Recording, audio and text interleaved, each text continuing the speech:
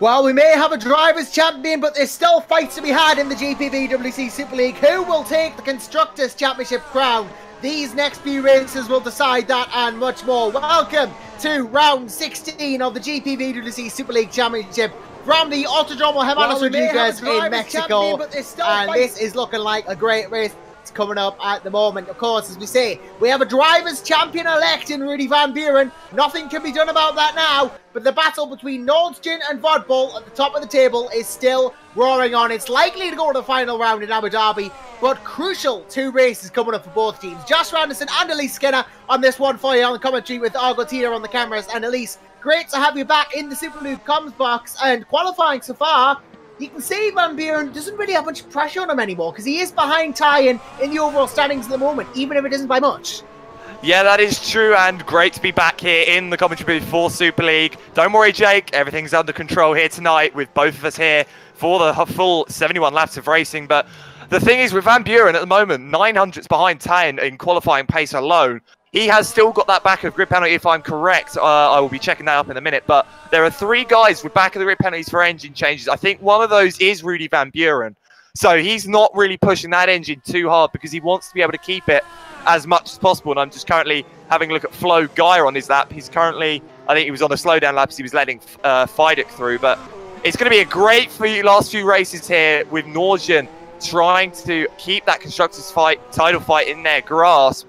Are currently leading it by about 12 points, so it will not be one here, it will not be one at Brazil, but it will be one at Abu Dhabi. Yeah, these last couple of races are going to be crucial to determining which team walks out as 2017 Constructors Champions. Of course, as we've already said, Drivers' title wrapped up now, nothing can be done about that. We have our champion-elect, but at this point in the season, you imagine the Nordstjen boys and the Vodbull boys are just going to be worried about getting the team the titles. Exactly there, and it's all just a case of now get to the end. Yes, there are going to be guys going a bit slower than usual, but it's still going to be an amazing last 3 races here in GPVWC Super League. And, well, you're here live with us as we both take you through. And got to say, it feels like it's been so long since I've been in the commentary booth with you, Josh. Well, to be honest, it feels like ages since I was commentating on Super League. It was only a couple of weeks ago, but that was the brilliant American Grand Prix, of course, the previous race, and that was the storm. And now the pressure's off a lot of the drivers. Maybe we'll see even more close-packed action than we usually do. Of course, qualifying's been close, as it usually is. Y'all Time's actually just improved on his pole time. The Wouters driving the number 33 car. They're looking to go pole here at Mexico. He's on a 118.826 at the moment. Van Buren 2.24 seconds behind. And then David Fidek 3 tenths behind again. Risto Cappett's 4 tenths. So, you know, you're seeing the gaps are sort of there. But, you know, there's a couple of interesting drivers we can look out for. Michael Elise is doing very well at the moment at P7. Matthew Marquardt, I believe, making his Super League debut for Green Stripes Racing is 8th. That's nothing short of phenomenal given how they've struggled this season. Yeah, exactly. And that Green Stripes car isn't exactly what you call one of the front-running cars of the grid. So, Mark Marquardt doing a bit of a Lee Morris here and just pushing that back car up to the front of the grid. Same with Michael Ayres, really, as he was saying, that car not exactly tuned correctly. But Michael Ayres at the moment praying for rain. I think a good couple of other guys are going to be praying for rain just to shake this up and maybe give them a bit more of a chance. And also great to see Lucas Euler still back here, obviously returned at the Circuit of the Americas, but had a horrific race. And I think it was just due to just general pace issues. But here at the moment in 9th, 1.7 off the pole. So maybe he could show us a bit more of his pace again here at Mexico. Yeah, it is great to see Lucas Euler back in the car. Of course, a double world champion, won the World Championship in 2012 and 2013. Both times with Midnight Motorsport. So definitely knows what he's doing, but has struggled, I feel, to adapt to rFactor 2 as he's come over. But he's not struggling today. Top 10 looking on the cards for the German as the last couple of seconds of qualifying round themselves out. So drivers will be on the final couple of laps now. I see that Capet, Zupanek, Deval, Hinz, Baldy, Muscat and Golka all on personal best first sectors. Although I'm not sure how many of those are going to be able to convert them into fastest laps. I'm just keeping an eye on the sectors. Oh, Capet's gone faster again in his second sector. This is looking to be a personal best and an improvement for Capet and possibly jumping up into second place. Yeah, exactly. And I'm just having a look at David Fidek at the moment as one of the VOD balls was stopped there. That's really Van Buren. And Fidek currently fast. It's 1/10 up in the first sector. This could be what he needs. Obviously, Fidek, runner-up in this year's championship, confirmed second if I'm correct. So he's got nothing to lose here. He might as well go flat out to the end of the season. So he's going to be trying to fight up that front end, trying to get the points. He's going to come down through the S's, coming towards the second sector split. So about to come into the final sector. He's 8,000th off Tyen there as Gogo Baldy gets out of the way. So well, it's all on for pole here. This is on for pole position for David Fidek. Purple first sector, matching the second sector of Bristol Cabin. This could quite easily be pole for the #1 car. And he comes around the final corner. David Fidek, what will it be for the Englishman? He won't get pole. He'll miss out by 0.2 of a second to Jarl Tyen. It was that last sector that did it. He was 0.2 off Tyen again in that last sector. That's what caught him. That's what cost him. And Fidek does slip ahead of Capito by about 1/100th of a second. That's how close it is. But it is going to be Wouters Automotive and Jarl Tyen on pole position for the Mexican Grand Prix. Great result from Tyen. Fidek takes a very close run second, showing that he's not giving up on this season yet, even though he can't win the title anymore. Cabot will be third. Van Buren we expect to have at the back of the grid, but qualifies fourth. Ben Stepanek fifth. Michael Ayres qualifies a fantastic sixth in the Red Archer. Ben Horrell is seventh in the Street Fighter. Then it's Matthew Marquardt in a stunning hit for Green Stripes. Thomas Hinz back in the car. Great to see Hinz back in P9, and Liam Duval rounds out the top 10 for Storm Racing Team. So what a qualifying that was. I mean, great to see Thomas Hinz back as well. We didn't touch on that. In for Sandeep Choda, I believe. He's done his maximum amount of races. Yep, Thomas Hinz saying that Sandeep has now finished his maximum of 4 reserve races in GPVWC Super League. And just actually looking at the chat, Rudy mentioning a great little bit of team tactics there by the team, but Rudy saying, holy mother of drafting, never thought of that one. Nice one, Jarl. So bit of team tactics coming into this in this round. So maybe these guys just trying to make those final pushes, but it's great to see Thomas Hinz back in the car after such a long breakout, and also great to see some other great to see Xavier de Carvalho in the Madcape car, the team boss of Madcape, of course, and Eric Andre back in again for his second reserving round for Kernau. Didn't have the best of races last time out, and Sergi Harris back in for Adonis. So this is going to be an interesting race.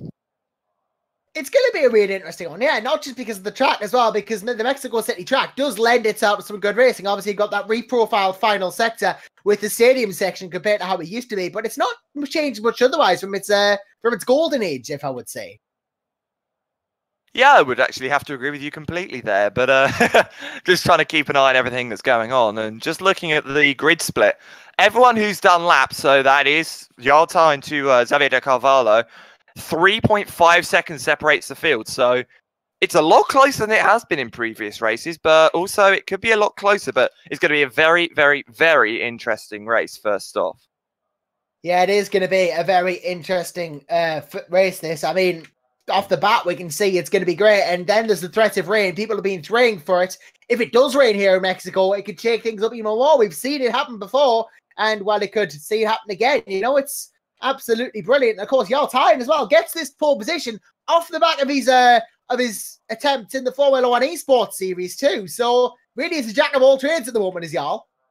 Of course, and obviously, sadly, things not going too well for Jarl in the F1 Esports Series, but great to see him back here and just absolutely come and nail that pole position here from David Fidek, and just great to see these guys in the top 4. Oh, sorry, the top 3 is Rudy Van Buren and Elise race. The top 3 on the grid, very interesting indeed. It's those 3 that you would always expect to be at the front: Tyen, Fidek, and Capet. So it's anyone's race here today, and I think that's quite a bit of a beneficial race today, but especially with Jarl in the works. What's that going to do between Nordgen and Votbull? Who's going to side with who? That's a good question. I mean, there probably shouldn't be any massive change to the status quo, to be honest. They'll just be fighting amongst themselves rather than anything. But interestingly, Liam Duval has just has to have all of his qualifying times deleted, and I think it might be because he cut the track a bit too much in his qualifying time, so he will now drop to the back of the order ahead of anyone who has any. Actually, he might not qualify ahead of anyone who's back at the grids because he therefore hasn't set a time. So Michel Gargas asked for his lap to be deleted too. But yeah, Duval asking for all of his time to be deleted. So David Franchich, I believe, will now be 10th in the overall order of qualifiers. So that's going to be very interesting. Yeah, completely. And as you just say, we'll be back in 10 seconds time. We'll be restarting the stream just so everyone is aware. So Josh, so you're aware as well. But just obviously just looking at Michel Galka as well, asking for his laps to be removed. So this is going to be an interesting one as well. Him dropping down behind Goat de Vries, Sergi Heras, and his teammate Xavier. So a lot of guys probably just taking the chance to cut their laps just so they can start on any tyre, I'd say. Some things out with the broadcast, and he's just going to do a quick restart of the stream, so we'll be back in a couple of moments. Oh, he's already done it. There you go. Well, there you go. He's done it. There you go. Well, that should hopefully fix the issues you've had with the broadcast. Apparently, his internet's struggling a bit today. I don't blame him. But, you know, anyone's internet would struggle trying to upload this brilliance. So I'm just laughing at Michael Ayres just messaging me saying P6, woo, and he went, oh, wait, I have a back of the grid penalty. Oh, crying out loud. So Michael Ayres, who qualified 6th on the grid, is going to be starting down at the back of the order. So he's not going to be very happy with that. But so that means that Ben Orrell's going to move up to 6th. Matthew Marquard's going to move to 7th. Hinz to 8th. David Franchich to 9th. And Lucas Euler to 10th, if I'm correct, of course. Josh, if you can correct me if anything, then, you know. But it's going to be a very interesting race now with a good few guys having back of the grid penalties. I'll look them up for you now just so we have an idea. But yeah, it's going to be interesting to see those guys try and fight from the back. Yeah, I mean, it's going to be a very interesting drive indeed. Just a bit of banter going on in the chat box at the moment in the actual server. I mean, with the title race over, we can afford to kick back a bit, can't we? We can afford to just joke around it. Yeah, we can always afford to have a bit of a joke now, especially as the title fight's over. It's not over for the constructors, but it's definitely over for the drivers. And these guys are all just having a good old laugh at each other now. And this is what you miss when you're all going for the title. You are seriously focused, just trying to keep going. And I was just looking at Mike Pittman going, you'll get a drive for Cosmo with that pace. Poor Josh's team being insulted constantly. I am the butt of the jokes here at GPVWC. This should be common knowledge. But yeah, just drivers at this point in warm-up just going to be really focusing on getting, you know, the car ready as they always do. It's just going to be a case of, you know, just the usual that they've done for the last 15 rounds, you know, setting themselves up, preparing themselves, giving it the full, you know, treatment as for preparation going into this race. You know, you can never be too prepared for a race.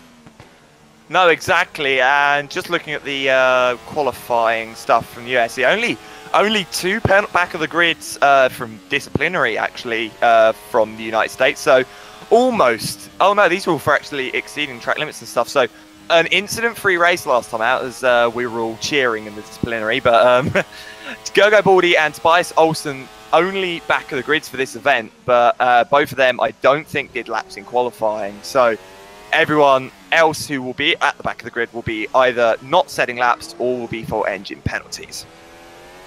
Yep, indeed. And wow, that's we've seen a couple of those this season, haven't we? People taking engine penalties for exceeding the maximum amount of engines. I think the limit you can have is it's either 4 or 6, but then you have an option on 2 more, but that's when the penalties start to be incurred. So it's not like real life Formula 1 where, you know, you have 3 engines from 2018 actually, then you get penalties for every single one after. You know, it's like you can have 6 and then you have the option on 2 more, but, you know, it is going to cost you and, well, maybe incur the back of the grid.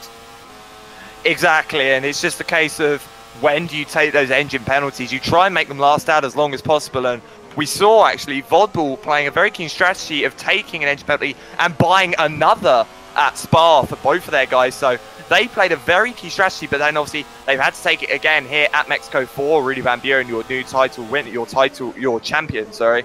So obviously Mike Pittman now focusing on the Constructors Championship, knows he can take engine penalties where he needs as long as he is confident that that car can get back up the order. And I'd say with a bit of strategy in play, I think he can quite easily do it.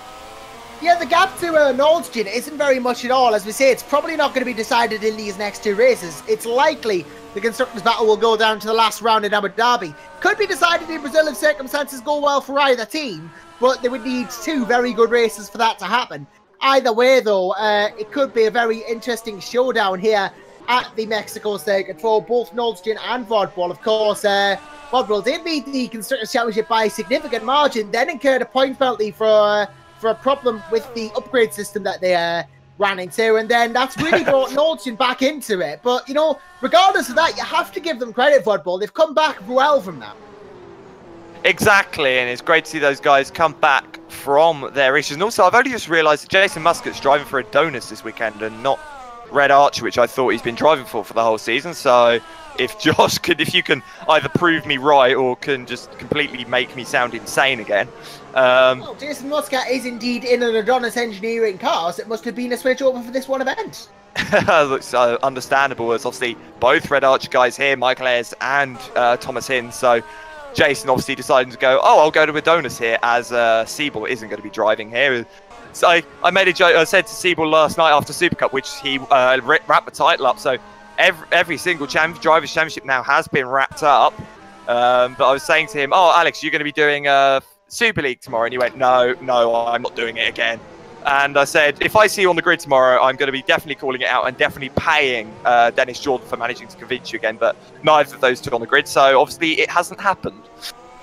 No, but Jason Muscat, the Maltese, is a very capable driver in his own right. You have to remember that. He's very, very talented, a man of all talents, really. And, well, most known for his exploits in Super Cup, of course, but has done Super League races before and has proven himself, you know, to see just how good he is. So you can expect good things when you sign Jason Muscat. He's a very solid driver.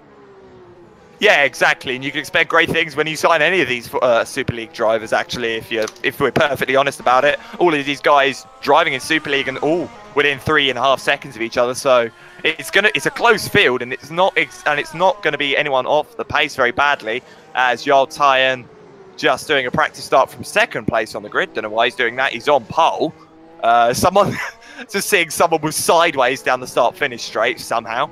But that's probably them doing a practice start and then spinning the car around. But as we come to the end of warm-up session with 1:55 to go, Josh, who do you think is going to win this race? It is a difficult one. It really is. Jarl Tyen, if he gets a good start, he can hang it with the best of them on any single given day of the week. But, you know, you got to fancy Capet as well. You know, Risto Capet, he's won before in Super League. You can't go a race without imagining he can do again. But then you look at David Feidig, so fast in qualifying, only just missed out on the pole position. And we know him as Mr. Consistency, hardly ever puts a foot wrong. This could be another win in this season for David Feidig now. The pressure's off. Yeah, exactly. And let's be fair here. The last time me and you were in the commentary booth together, that was Singapore. And, well, that was an Nordstrom win, and it was for David Feidig. And having a chat with him before this weekend, before this race, he was saying, we were saying that I must be his good luck charm, or me and you must be his good luck charm when we're together in the booth. There must be something about Jake Sanson that just gives him a bit of bad luck on the circuit. So let's see what he can do today and see if he can keep that luck going. And if he can, I think I might be a bit more in demand for next year. Well, it's got to be me. I'm the biggest Feidig fanboy going. This should be common knowledge by now, but yes. Well, we're all hoping all the drivers do well in this race as the timer ticks down to the race start. Of course, let us know in the comments how your opinions of the race are going. If you think people should win, if they shouldn't. If you think that a nuclear strike should attack the track and everybody should lose. I don't know. But, yeah, we got a couple of viewers already. I see Josh Jones is here, our Super Cup commentator from last night. Hello to you, Josh. And looking forward to this one. I don't blame you. It's a great looking race, this, as well as is Christian Zern as well of Getting Designs, also wishing us a hello. Holland Racing Team are in the comments too, since 9 PM here, but good afternoon either way. And, well, it's going to see a wide variety of time zones being represented in the comments section. Yeah, exactly. And obviously, again, I must say thank you, Joshua Jones, for last night, stepping in at the death about 5 minutes before the stream. And obviously, Argo, again, thank you for last night as well. Argo being an absolute star, and same with Josh Jones. But it's going to be an amazing race here tonight. And hopefully you guys all enjoy me and Josh Anderson on commentary. And I think it's going to be another one of those races where you might want to turn your volume down, because me and Josh are going to be screaming our heads off all evening whilst the action just keeps on coming, as we found out from Super Cup. Well, I'll try not to. I'll try to act like a civilized member of society. Yeah, if Singapore's anything to go by, I don't think that's going to happen. Yeah, but you stole my job from us in Singapore. You won't be doing any of that here, really. I'll be telling you that. Well, we are just waiting for the race to get started now. In fact, we got more viewers now as well. Jeffrey Fournier, Brett Metcalf, and Vodbull Motorsports all saying hello. Vodbull saying bring back Jake. Well, you're fine, Elise. But, well, it was a brilliant race in Super Cup last night. And I'm sure the Super League race here is going to be just as good. It's proven itself through the races we've had to be a great track. And, well, this is going to be a great race. One to remember, perhaps. We do have a Drivers' Champion, of course, so no problems for the Drivers' Championship fight. Everyone can kick back and relax now, unless you're part of Vodbull Motorsport and Nordstjen, in which case you have to worry about the Constructors' Championship. So there really is no West for the Wicked, is there? No, exactly. So out of this 22-car grid, 4 of those are going to be trying to win something and trying not to have a massive accident. So, as we said, we're moving to the race in a moment. Risto Capit saying no to Chris's no talking during the race until everyone's finished. And obviously, again, thank you, Chris, for being here tonight. Our amazing race director, as per usual, doing every single race of GPV, I think, since God knows how long. So thank you, Chris, again. And, well, this is going to be quite an interesting race. And hopefully we can have some good action. Your PR game's on point tonight, I must say. I'm always on. You should go into advertising. You do a great job pleasing us. Yeah, well, that's what happens when you come to be a team owner. You have to get your PR game on strong, especially when you're the only one doing PR constantly. So, but obviously, Mike, I know you're the one that's texted to bring back Jake. No, he's not coming back until the next race at the earliest. If you would like him back, you will have to pay me some bribe money. Bribe money? You're getting married? Bribe money, Josh. That sounded like bribe money to me. And with that, I think we should probably go to the starting grid. So, you know, we have the lineup, as we already mentioned. We'll go through it once again in the formation lap. But it will be Jarl Tyne from David Feidick, from Risto Capit from Benson Panic will be our first 4 on the grid. 4 different manufacturers in the top 4. 6 different 8 different teams are in the top 8. That shows you've got a packed grid and a good grid if you know that you're getting all the teams up there. Some stunning performances for some drivers, and we'll go through them as we say. But yeah, Elise, out of these drivers so far, who do you reckon could be a winner? Sorry, I had a couple of issues there, Josh, if you could say that again. But obviously, this is going to be an interesting one. And just to go back to a quick point before the race kicks down into the formation lap, Josh, if you want to bring anything up about mishearing things, then how's your love child Chris Addison doing? Oh, well, he's fine. He's fine, honestly. He's never been better. I'm sure Jarl Tyne's never been better as well, taking pole position for the Mexican Grand Prix, doing the Jarl Tyne strategy of, well, it might actually be, is he starting on softs? That seems a bit of a fast time to be starting on softs, like. But either way, Jarl Tyne will start on pole position here in P1 in the starting order. David Feidick will be second place. In second, well, of course, because that's where second place starts. The number 1 in second then. Risto Capit third for Vodbull, and then another new team in the top 4. Kernow Sport, Ben Sapanic is here as well in 4th place. Then it's the number 11 of Ben Hoyle in 5th for Street Fighter. And then another team in the top 6, Matthew Marquardt, a stunning performance for Green Stripes Racing. Dare I say he might run for top 10. Lucas Euler in the Hawkeyes in 7th in the number 3, followed by Michelle Gulker in the number 62 Mad Kid. Then it's Gerrit de Vries in the 2nd Green Stripes. Another good qualifying from them this time out. Seems like they've got something right this race. Teddy Harris qualifies 10th for Adonis Engineering. Starting row 6 is Enric Andre making his comeback for Kernow Sport in P11. Then Liam Duval is 12th for Storm Racing. Then Xavier de Cavallo, Mad Cape Team Boss in 13th, followed by Rudy Van Buren taking a back of the grid penalty. He will start 14th. Michael Ayers starts 15th place in the number 21 Red Archer. Then Thomas Hinn 16th in the number 6 car. David Franchich is in the number 67 Street Fighter. Tobias Olsen in the number 80 Storm is 18th. Gergo Baldi is 19th in the number 30 Wouters car. And then you have Alex Cooper rounding out the top 20 in the number 2 Hawkeye. Then the final 2 cars on the grid, Jason Muscat in the number 4 Adonis and Florian Gaia rounding out the grid in the number 27 Nordstjen Racing car. And I have to say, Elise, 6th and 9th for the Green Stripes cars. That, considering how they've gone this season, that is a brilliant qualifying. And hopefully, De Vries and Marquardt on those Autosoft tyres can make the most of it and get a good start. Yeah, exactly. And obviously, the first time I came here to do Super League commentary at Singapore, they were last and last. And it's just amazing to go. And obviously, everyone, apart from a couple of guys on the Ultra Softs, the tyres finally syncing up, Josh. So you were wrong there. It is everyone just syncing up. But as they all line up on the grid, Yoltayan parking up pretty early, actually, as the last guys are now coming around that final corner. Just seeing the Green Stripes car lining up, then everyone else. The final car on the grid, Florian Gaia, just making his way onto the grid now, lining up. And, well, here we go, everybody. Here we go, indeed. Prep yourselves, because this is going to be a stunner. The light's coming on. We have 3 sets, 4 sets, 5 sets. Everybody's ready? And we go here in Mexico. Good start from Ty. It spins the wheels of it, though. Doesn't mean he doesn't get a good start, though. Fighting is going to get mullered by Capit on the outside going into the first run. Of course, a massive start-finish straight. So this is going to be difficult for Fighting to hold on to that second place. Zepanic, Horrell, Markard all get good starts as well. Markard's going big call, big accident. Oh, big accident there. Yeah, that's Xavier Carvalho and Francic. Oh, one that I saw the Mad Cave just going onto the grass, and then the Street Fighter car just going way in the air there. Big accident there. It was a classic squeeze on the start there. It was the Storm car. Olsen came over on the Carvalho. That pushed the Carvalho into Francic as well. So a bit of a misjudgment. But either way, Yoltayan has held the lead in the first portion of this lap. Cabot's up in second. Fighting down to third. Zepanic fourth. Horrell. Markard now trying to find off Duval. Golka, Van Buren, De Vries. Van Buren up to 9th already. That's how fast the Dutchman can charge. Golka under threat from him now, and De Vries charging on the Dutchman as well. Euler, Ayers, Cooper, Haynes, and Gaia. Gaia's into the points as well, so that's good. But a not very good start at all for David Francic, who now has no front wing and has to limp back to the pit. But Tyan could not have asked for a better start. No, not at all. And already about to pull out a second lead. And Rudy Van Buren now challenging the VB Mad Cape car as they come through the final corners. But what an amazing start for Yoltayan. Clean and crisp, just what he needed to.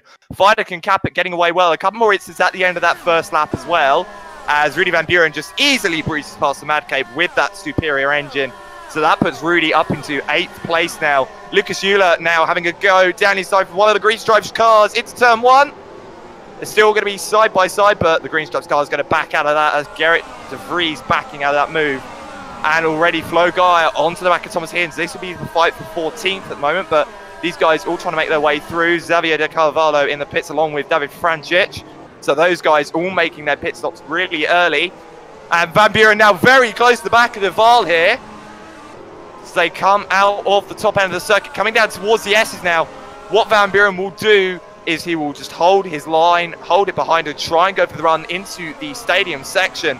Duval actually on the super soft tyres compared to RVB, who is on the ultra softs. And God, this race is already getting started up, and we're only 2 laps in. You wouldn't think it, would you? You'd think this had been going for a couple more laps than that, but Yoltayan definitely hanging on to the lead at the moment, about a second ahead of Bristol Cabot. David Fidick must be closing in on the Estonian, actually. This could be about for second brewing. Zepanic and Horrell are already very close, though. It's Kernow versus Street Fighter. Horrell retires on the race. Not surprising given the extent of damage he had. But Zepanic will now have the draft as we go on to lap 3. At the end of this lap, DRS will be activated for anyone who has it within a second of the car ahead of them. But it looks like Horrell running less swing on that Street Fighter because he looked to be pulling away from Zepanic on the straight. So maybe that setup on the Street Fighter car is slightly different. Horrell's having a stormer at the moment in fourth. Yeah, exactly. No, sorry, I'm just looking down the grid here. Down for the fight for 10th. 3 wide down the start-finish straight into turn 1. And Alex Cooper gaining 3 places in the space of 1 straight. So just amazing top speed on that Hawkeye car as he nearly gets locked up into by Gerrit De Vries in the Green Stripes racing car. But that fight for 4th, getting very close at the moment. Obviously, Horrell hoping to have a good round here. Came off a brilliant fight last time out in Circuit of the Americas. But now with that Kernow on the back of him, I think it's the first time I've seen the Kernow up front for a while. Yeah, good to see the Kernow Sport team back up front. Zepanic going on Horrell as well. And meanwhile behind, we might have a bit of an upset on here because Matthew Markard right ahead of Rudy Van Buren and not showing any signs of stopping. Though Horrell's actually just lost out to Zepanic there. I saw a lot of tyre smoke. Maybe Horrell locked up. I don't know. I'm going to go back and check. Horrell was coming into the turn. Yeah, he was hit from behind. Hit from behind by Zepanic, and that sent him into a half spin. So ideally, Ben should relinquish that position. But here comes Van Buren on Markard now. And there really is no question at the moment that that Valiant engine helping the Dutchman as well as the Slipstream. Marquardt able to mount some sort of defence, but it's not much of a defence. He has the draft on the exit portion of the straight. In fact, he's going for it. He's challenging the champion, and he's got the place back. Well, Matthew Marquardt bounces down to no man, but Van Buren just slips down the inside again. But now Marquardt's got the draft. Can he get back on him? This is absolutely amazing, and to see the fact that Marquardt is having a go, Rudy Van Buren, you can see Rudy's trying to have a bit more fun here, not just pulling away as easily as he could do, but obviously Rudy holding the place there. And you've got Lucas, you've got both the Hawkeyes now actually challenging Duval in front of them. But just, what is going on here? It's like the tables have been turned on their heads. Marquardt has had a stunning start to this race. He was very impressive in Formula Challenge when I saw him as well. He knows he's stuffed as the South African, and I'm sure that he's going to be a very, very good driver in this race. This could perhaps be the start of his Super League career right here if other teams pick on him for 2018, if he impresses enough. But I'm sure that he'll have his eyes set on that in the future. But right now he wants to focus on getting to the end of this race and doing well in it as well. Zapanik versus Horrell take two now. They have swapped positions again, and Horrell gets a slightly bad exit on that last turn, so maybe this is Spencer's time. So he's going to have another shot here. DRS should activate for Zapanik, and he actually doesn't. Yep, he does get it. It's very narrow at the end of the car, but he's going to get the DRS. And here comes Van Buren. Van Buren's actually going to get Zapanik without even trying there. And I'm just seeing Flo Gaia making a move on Galka, so that's Gaia up to 11th now. So the Norwegian guys trying to keep up with the Vodbull, and David Francic out of this race as well. I've only just realised that, as both Hawkeyes are going at it here. That's Cooper versus Euler, so changes positions, switch there for both the Hawkeye guys. Simple straight line speed there and DRS for Cooper. And now it's a three-way fight, obviously, between Horrell, Van Buren and Zupanek. It's very close, but that Vodbull looking so much more planted through the S's compared to the Kernau, just showing the upgrade system working really well for Vodbull. But Zupanek obviously not going to give up, and now Van Buren's got a very wide rear end of that Street Fighter car ahead of him to deal with. Yeah, I got a very, very wide car to deal with now in the form of that Street Fighter car of Ben Horrell, who's doing a brilliant job of putting that car in all the right places at the moment. But Van Buren really is a separate class. You know, he's done so well in the R-Factor to do world's fastest game of qualifiers. He is our champion-elect. Nothing can change that now, and he's going to have a go down Horrell on the outside of one. I don't think Horrell can fight it. Van Buren is just that much quicker in a straight line. Gets there into fourth, and the charge now on Risto Cabot, and the field ahead begins. Though Horrell's not going to let that go just yet. He's going to have another crack of the whip, but Van Buren gets the double DRS and manages to pull away even further. So Horrell's chance is gone now, and Van Buren up into fourth place. Yep, so it's going to take a bit of pace there from Horrell to be able to catch up to the back of that Vodbull car. And just looking down now, as Marquardt goes a bit wide, letting Cooper through. He's now got Duval on his inside and Flo Gaia. Bit of contact there, but thankfully nothing too bad. Now, another interesting fact is that Flo Gaia is on the super soft tyres. He is currently quicker than guys on the ultra softs. So not only is his tyres going to be lasting longer, but he's going to be quicker. So he's going to be someone you really should see just flying up the order in the next couple of laps when the first pit stop cycle happens for the ultra soft runners. None of the leaders coming in so far. I'm not sure when they will be pitting in for their first stops.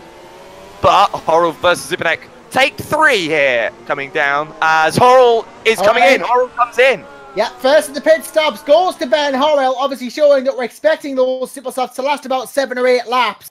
So, you know, that's kind of part of the course with what's been the case this season. Goes on to supers, and that is not really a surprise. Everyone likes to get off those ultras as soon as possible in most cases. Horrell dropping right down the order now. He's 18th place, so a long pit lane here at the Mexican circuit. So interesting times for when the guys do come around to pit. Well, that means we're expecting a couple of cars in perhaps soon, because the ultras won't last too much longer in that regard. Well, unless you're the old Tyne, of course, he seems to manage to make tyres last about 3 times longer than anyone else. But, of course, he does have Capet, and Fidek, who I think is actually closing in on Capet slightly. So in these final couple of laps, Fidek, I think, has been closing in on the back of that VOD ball ever so slightly. But of course, his last sector was 2/10 faster than Cabot's last sector, so there is a precedent for him being able to catch up here. You know, he's got the times on the board, so he can go for the Estonian here if he so wishes. And, well, then you've got to worry about Rudy Van Buren as well, because he might go for the overtake. Tyan stays out then on this lap. Cabot comes in, though. I expected it was Fidek follows. Fidek follows. That's a reaction if ever I saw one. Yeah, Van Buren is going to stay out too. Yeah, Capit was a bit safe on that pit limiter as well, just seeing him hit the brakes a bit earlier. So Fidek gaining about a second or two in just in the pit limiter line alone. Coop, Duval in as well, Gaia in as well, Markard as well. Gaia coming in early actually as well, I've noticed. But Fidek out behind Thomas Hinds. Is Capit going to lose out to Hinds as well? He gets up to speed. No, he's not. So Capit has got a car in between him and David Fidek at the moment. Both Capit and Fidek going onto the same tyre compounds, both onto the super softs. So they're going to be running the same strategy or race. Might as well. It will keep you on the same pace as each other. But who's going to be coming in this lap? It doesn't look like any of those front guys are coming in yet, or they haven't shown they're going to come in yet. But now we have a fight between Zupanek and Cooper coming into the S's now as we're coming towards the final sector. Will either of them pit this lap is another question. Yeah, Zupanek and Cooper both on the ultras, as we mentioned, and well, it's Hawkeye versus Kernow here, and this is a real interesting battle. Of course, Cooper, we know on his day can beat anyone. Zupanek, a very capable driver too. This should be a spicy fight for third and fourth place. Yaltayan stays out again, making those tyres last longer. And, well, Cooper and Zupanek still going at it. They will be going back down the front straight as well. Van Buren also stays out, so we're going to be focusing on this third place battle. Both of them coming in. Cooper, well, no, we won't, but we still will technically because they both come in at the same time. Cabot obviously pitted earlier, so he can overtake the both of them. Fidek's going to get past as well. So now it will be Cabot third, Fidek fourth. And that's not too bad, all things considered, because Tyan and Van Buren still have to pit. Oh, this is going to be very close coming out the pits. Oh, Cooper nearly actually jumping Zupanek in the pit cycle there. So they're going to come out of the pits. They're going to come out behind Horrell as we expected. Horrell actually lining up a move on Olsen at the moment. Lucas Schiller and an Eric Andre coming into the pits as well. So those guys all making their first stops. But the top two at the moment, Yaltayan and Van Buren, managing to smoke those tyres last. And I think Tyan might be coming in this lap. Well, we'll keep an eye on it, but yeah, this is all right for Aristo Cabot. He set the fastest second sector on the previous lap as well, so he's obviously showing that he's not showing any signs of slowing down his Aristo, and that's going to be important because if he does slow down, he'll lose a significant amount of time to Fidek behind. He cannot afford to do that. He needs to keep it absolutely foot floored to the bottom of the car, really, at the moment, to keep that throttle down fully. Tying in. There you go. Yaltayan does pit. I expected as such. Will Van Buren respond? That's the question. He hit the pit entry. Well, luckily, no damage there, but I think that could be something that happened, but he came in. I think he actually hit the pit entry wall when he came in. Yeah. I think he lost the rear end. Van Buren didn't react. He stayed out, so he'll be on all the tyres. No time onto the super softs now. Tyan actually did hit that pit wall as well, and Tyan out behind Caput. That mistake he had has cost him not one, but 2 places out behind Fidek. Yeah, Fidek through as well. This has not helped Tyan in the slightest. Remember, of course, that the top teams tend to have faster pit repair times and pit change times as well. So that might be a contributing factor, but Van Buren definitely needs to come in this lap, I feel. Otherwise, those tyres are going to become toast. And toast, as they say, is no good for racing on. Exactly, and he's actually only 6.5 seconds ahead of Caput. So at this rate, with how long a pit lane it is, he could be dropping down to 8th or 9th necessarily. Well, he lost half a second in the first sector. That kind of proves it, really, that he's losing way too much time on these tyres at the moment. I mean, he's held off Tyan for a while. I reckon you're going to leapfrog him and get some time back, though, to be honest. I think pitting earlier on these tyres is probably a better thing. Yep, and also I think Rudy's coming in this lap, so I think you were right. Rudy coming in this lap, and it's going to be interesting to see as he comes around the penultimate, well, I'd say it's the final corner because he's the one looping, and Van Buren does pit in. This is going to be interesting. Where will he come out? He doesn't have an accident like Tyan did coming into the pit lane, so it's going to be a long, long trundle at 100 kilometers an hour down that pit lane. hits his marks. Perfect. Hits that marks perfectly. And out of the pits he comes. He's 4th at the moment. Down to... Is Horrell. Where's Horrell, actually? Through goes Horrell, so he's behind Horrell.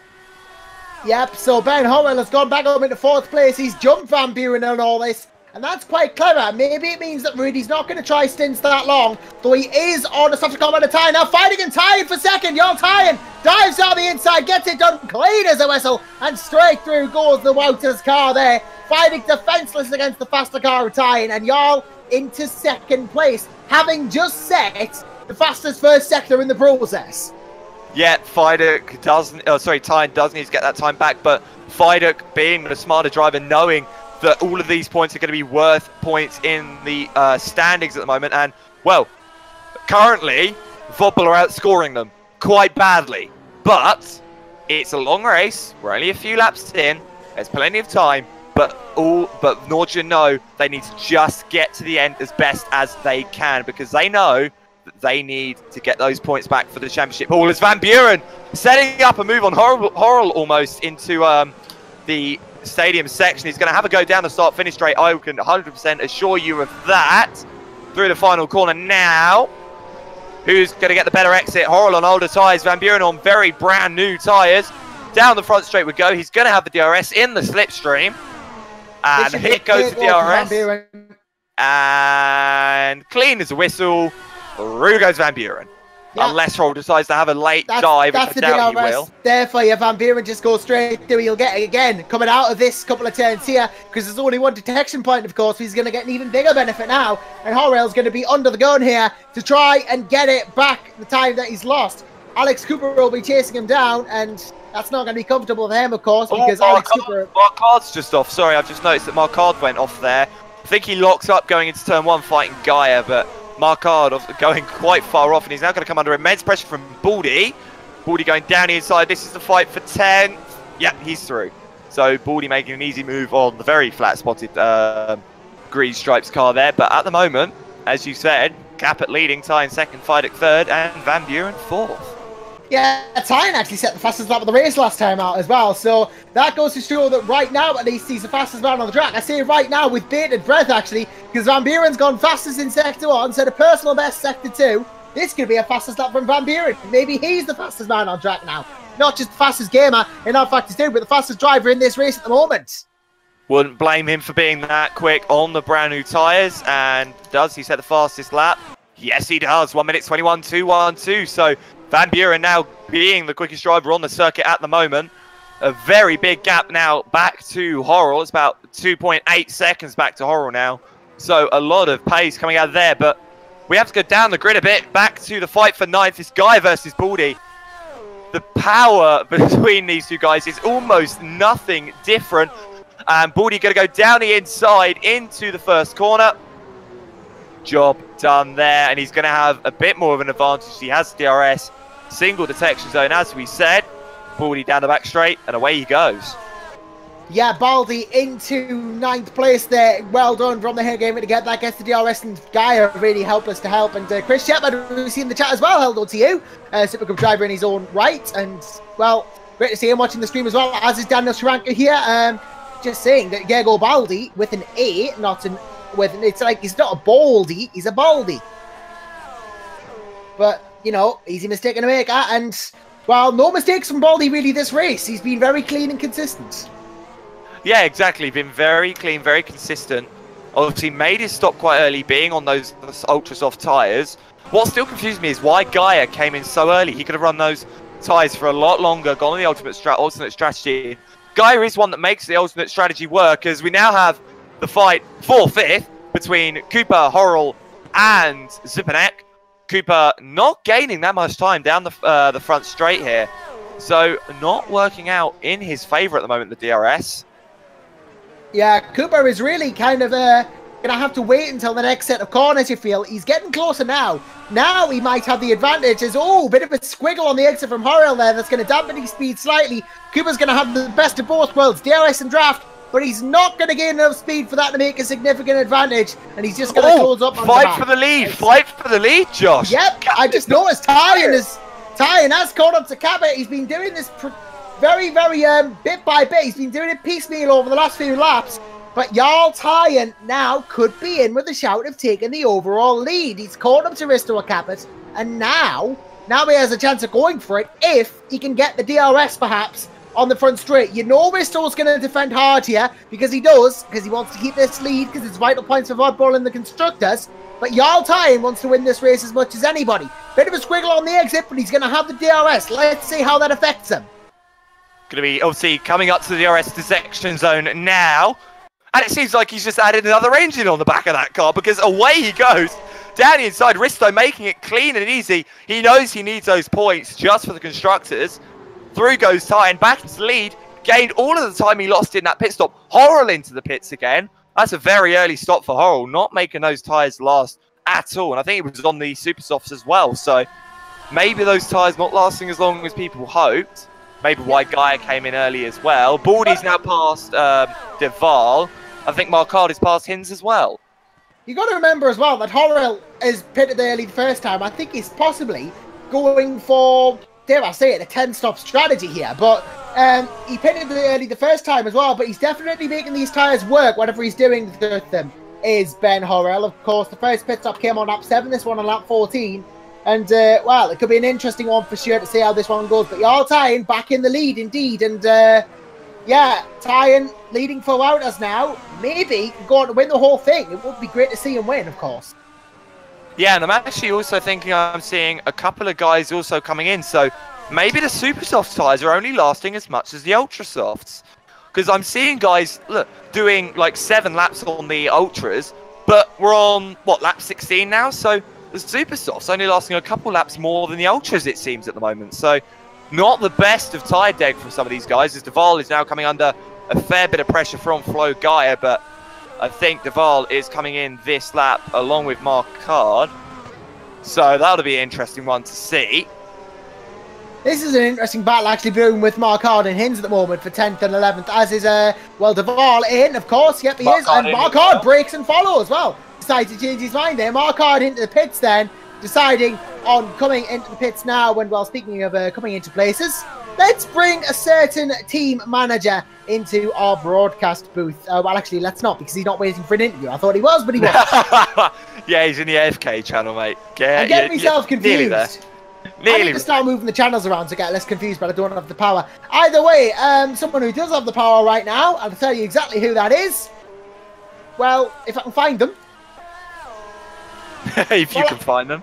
Oh, and no, in fact, we are actually going to find ourselves with an Andreas Wouters in the commentary box. Andreas, great to have you with us. Could not have asked for a better start for Jarl Tyan. Yeah, that's true. Great achievement by him to go on pole.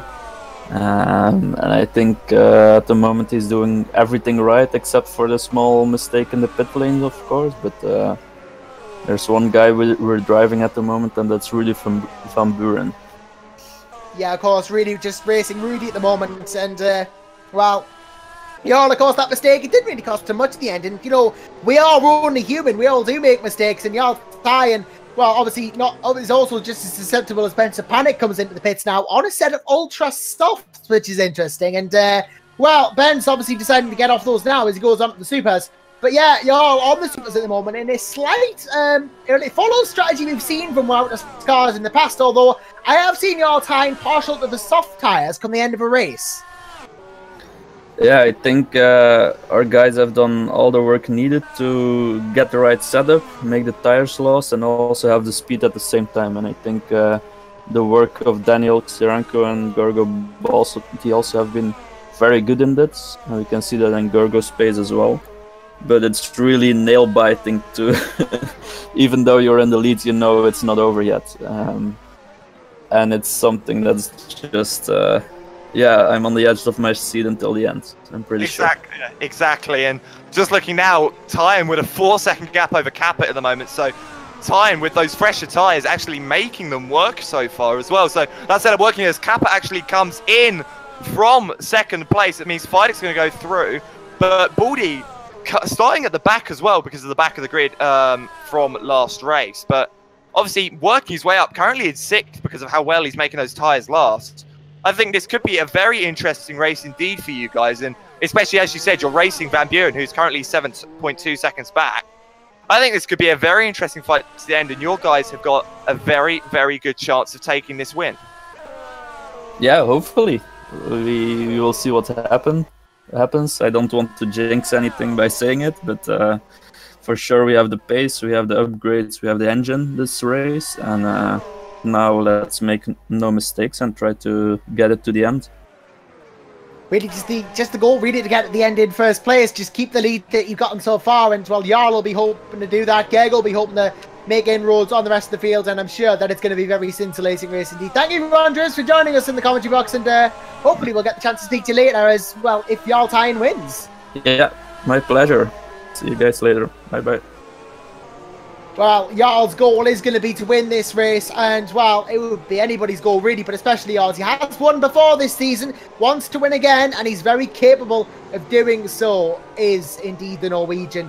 Could do it. I reckon he's definitely in with a shot. Fidekin as well, so this is going to release Rudy Van Buren.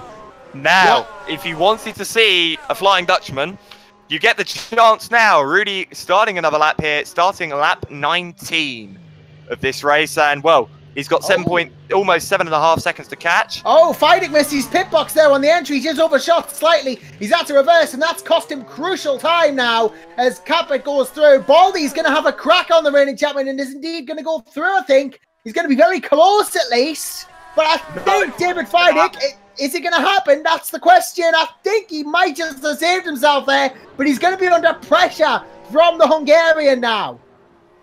Just small little mistakes from these guys costing them so much time, and Mexico's the circuit you can't afford to lose time at in general, let alone through little mistakes like that. And obviously Michael Ayres coming in now from 16th as well for Red Archer, but at the moment, as we said, Rudy Van Buren 7.1 seconds behind Tyne now, so that gap is coming down indeed.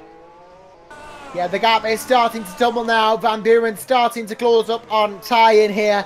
But you've got to remember, Rudy Van Buren's last pit stop was lap 11. He's due in 3 laps. Jarl Tyne's last pit stop was lap 10. He's due in the next 2. So ultimately, this gap is not going to change much after the pit stop. So it's crucial that Van Buren brings it down a bit. But if Tyne's bringing it down, increasing the gap rather in the first part of the stint, it's all for naught. Exactly there, and obviously Kappa another 17.5 seconds back from Tyne as well. So obviously he's 10 seconds behind his own teammate. So obviously positions will stay Tyne, Kappa, and actually I think Van Buren will jump Fidek because of Fidek's small mistake. So that little mistake has not only cost Fidek time in the pit stops and the potential jump on Kappa, but it's also going to cost him a podium. So he's got to try and get that time back somewhere. But obviously, as you said, Tyne is so quick in that first part of that stint, getting those tyres warmed up so quickly, but also being so nice on those tyres as well. Just helping him so much as Lucas Euler comes in from 15th place for Hawkeye. Yep, Euler in as well. And Josh Jones saying that he reckons that might have cost David Fidek more than just the podium. Might have cost him 2nd place in the championship because there is 1 point separating Fidek and Kappa in the championship, and that means, of course, that as long as Bristow finishes ahead of David, he'll overtake him for 2nd. That's a fair point, actually, as well. I completely forgot how close the title fight was. I was looking at the wrong thing, obviously, and oh, this is interesting. You see how you said Van Buren was doing in the next 3 laps? It's coming now. He's in. He's going to try and undercut Tyne, and I think Tyne's going to react this lap as well. So, ladies and gentlemen, prepare for some pit strategy because it's all getting shaken up here at Mexico. To be fair, Kappa came in the lap before, and obviously Van Buren coming in the lap later. Risto on the prime strategy in that regard. Van Buren just gets straight out, though. David Fidek is going to get past him, though, and he's just going to sweep past there. Horrell's not going to get the chance, unfortunately. Gergo Baldy in as well in the Wouters car, the number 30. So Baldy in now, comes into the pits and stays on the super soft tyres, so just a new set rather than a compound change. But Tyne, you'd imagine, has to react now because Van Buren is going to be on fresher tyres then. Yeah, and I think the Welders guys will know that and want to come in the pits straight away, sorry, and obviously we can expect that from them. Tyne coming through into the final sector, so we have to wait about 20 seconds or so to see what he's going to do. Capit coming through the S's now, so it's 15.5 seconds 15.5 seconds around here doesn't seem that much at all, but it is still quite a fair gap around Sergio Hermanos Rodriguez. And Ty now coming out of the stadium section back onto what was actually the oval. And Tyne in. So Tyne reacting now to both Risto and Rudy. In he comes. How quick a stop is it going to be? Where is Rudy Van Buren? He's right on the back of Fidek. So Josh, if you can keep an eye on Tyne. Van Buren getting very close to Fidek. I don't think they're going to catch Jarl. He's just coming out of the pits now. He's going to pass the start finish. Capit does overtake overall, though. And Risto, I believe, has already made his most recent stop. So Capit has jumped Ty in here. Yep, and Rudy Van Buren now versus Fidek. 1 and 2 in the championship. Well, it's changed over. 3 and 4. Fidek behind Van Buren now. But, as we said, Jarl may not be the best on the in lap, but on those few out laps, he is absolutely storming. So, I would, as Andres Vaz has said, they are racing Van Buren. They don't care about Capit, they are racing Van Buren. And Van Buren's 3.3 seconds behind at the moment, so they better keep watching him, because that last split from Van Buren was a 27.7, and that's nothing spectacular, and I know he can go quicker, but it's still a sign that he intends to challenge Jarl Tyne. It'll be Sector 2, which we'll really want to watch. Of course, Jarl will still be trying to warm these tyres up, and Rudy will have warmed them up, and will be giving them the full beans, but Gergo Baldi set his own personal best first sector, so he's aiming for about the 28s, really. You know, Van Buren, or higher at least, and while Van Buren was 2/10 quicker in that sector. So obviously once Jarl gets the tyres going, it'll be slightly less of a deficit. The gap now, 3 seconds. Still a substantial gap for Van Buren to try and overcome here. Exactly, but obviously as we said, Jarl now probably with those tyres up to a fair amount of temperature, 2.5 seconds back from Risto Capit. That will come down in the next couple of laps. Van Buren 3.2 seconds back now, so Tyne, you need to get that pace up, because you think it was 7.2 seconds or so between them at the pit stop. It's come down by about 4 seconds, so that is just the pace difference between Rudy Van Buren and Jarl Tyne here at the moment. Yeah, Tyne though faster in Sector 3 at least. He did a 10 faster in Sector 3 that last lap, so there is precedent for him to go quicker, though Van Buren just made that up in Sector 1. So it seems like they're actually equal on pace in these first 2 sectors of the stint of tired. It seems like they're actually similar on pace here, so Van Buren's not going to make much time up.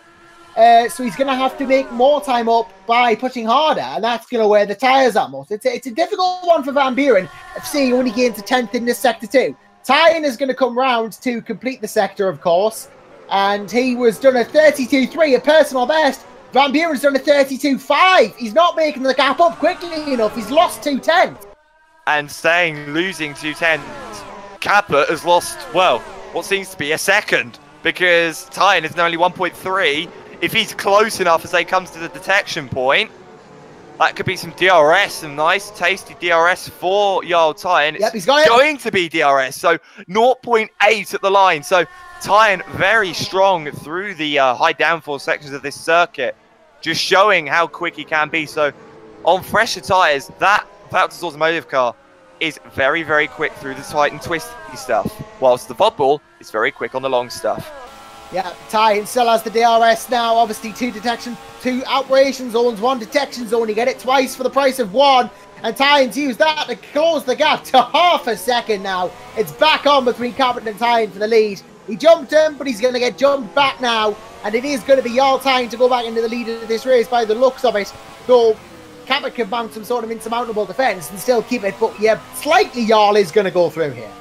Yeah, exactly. And as you said, Jarl is going to go through here. And well, it's undoubtedly that he's going to go through here, but obviously Risto's not going to make it easy because he knows that Rudy is there in 3rd. Tyne, I'm surprised Tyne didn't try and make a move there. He could have made that move if he kept the run. I think he would wait for the DRS zones to try and optimise the speed he gets, which is fair enough. Lose a couple of tenths behind Capit through the twisty stuff and gain it all back through the long stuff. And, well, it's whatever suits you and whatever suits your driving. And here we go. As we said, Tyne now, the inevitable is happening. And the DRS comes open, and so does the second engine in the back of that Valtters Automotive car. Closing alongside, down the inside. And he's through before the corners even happened. Bit of a lock-up, though. VTech certainly kicked in there, didn't it? All time back into the lead of this race, and, well, very much back into that P1 which he wants to be. 34% of the way through the race as well. That is a solid position to be in. Van Buren now 2.7 seconds behind Tyne, so he is gaining a bit through that battle. But if Tyne can start to pull the lead out a bit more, Rudy's going to have problems to deal with here. As well, Risto starting to fall back into the clutches of his teammate now. Perhaps it's going to be that Rudy gets the all-optional strategy here, and Risto forced to pit afterwards. But this could be interesting because we know there's no team orders between the Vodbull guys either. We know they'll be allowed to race. Now, actually, I would actually like to doubt that, because the thing is, if Mike's very much concerned with the championship, and obviously Rudy won't care anymore, and obviously as long as Risto is ahead of David, I don't think Risto's going to mind either, because obviously he knows the title is summed up between those guys, so they might be actually thinking a bit more conservative for this round. So maybe they'll let Van Buren through and go to Risto. Okay, look, yes, you are quick. Van Buren is going to be fighting for the lead of this race. Please let him through. And if it doesn't work, swap them back. Do what most teams do. Swap them back at the end. As long as Risto's ahead of David, I think that's all they care about. Well, that'll be the question, really. And, well, again, I personally doubt it, but we'll see whether it does happen. 3.2 seconds the gap now to time for Van Buren. So he's dropping time here. He is losing time to Jarl Tyne. He's just making those super soft tyres work so much better than the Dutchman at the moment. Really is all Jarl Tyne in this race. And, well, what a dream win it would be. Indeed, if he got it, that would be for him. And, well, Benson Panic in the pits now for Kernow Sport onto the Ultras. Interesting. Yeah, Zubanek seeming to like the ultra soft tyres here, and I think he might be jumped by his teammate and Thomas Hinz as well, coming out of the pits. Ooh, getting very close. Oh, not his teammate, sorry.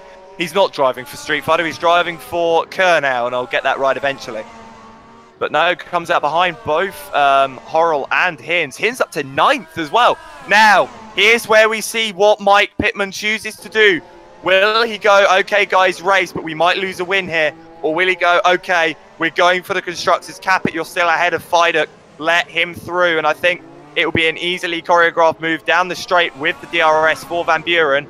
And you can see Van Buren getting a bit tetchy there, trying to get through. Let's see what happens, coming down the start-finish straight. I don't imagine there'll be too much resistance from Captain because he can't resist really. He's flat on the floor, but that's not going to stop the speed of Van Buren whatsoever. 327 versus 340 for Van Buren. There's just no stopping the Dutch train. Rudy Van Buren goes into second. Risto Kappa goes third. It was a clean overtake in the end. No need for recourse to the radials, but Rudy Van Buren now is going to have a crack at clean air against Jarl Tyne, but he's been losing time since, well, ever since the last pit stops. Who's to say he'll gain it now?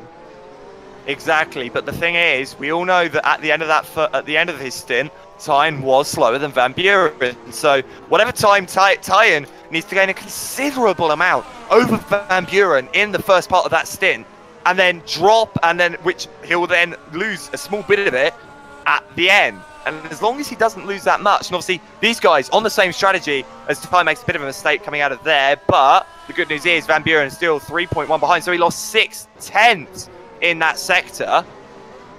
You can just tell that Rudy is slightly closing up now. There's a yellow flag ahead. That was a car now coming into heavy traffic. That looks like an Eric Andre for Kernow having a bit of an accident. Xavier De Carvalho is out for Mad Cape, so a shame for him retiring for this race early. He's already done 3 pit stops this race. But as they come down the front straight, Cap it in. Rudy, yeah, cap it in. So obviously Capit won't care about the lead now. He's focusing on that title fight, or not title fight, but the fight for second. Viduk will be agreeing there. Sorry about that. He'll just be thinking of this position, yeah. David Viduk will just want to go as far ahead as possible. Capit will just be hoping about the constructors. Alex Cooper's going to have a crack at him down the front straight. Going to close up between the two of them. I think Cooper might be in with a shout, but the shout is all he'll get a shot at. Tyne's in traffic now. Van Buren's in traffic too.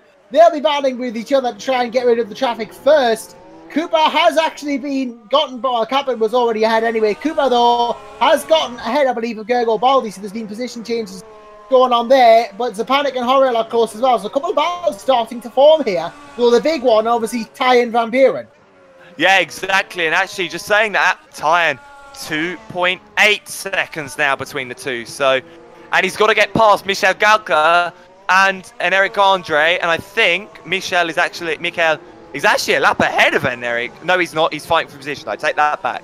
I was somehow reading Ayres' gap and Eric's, not Michael's and Eric's.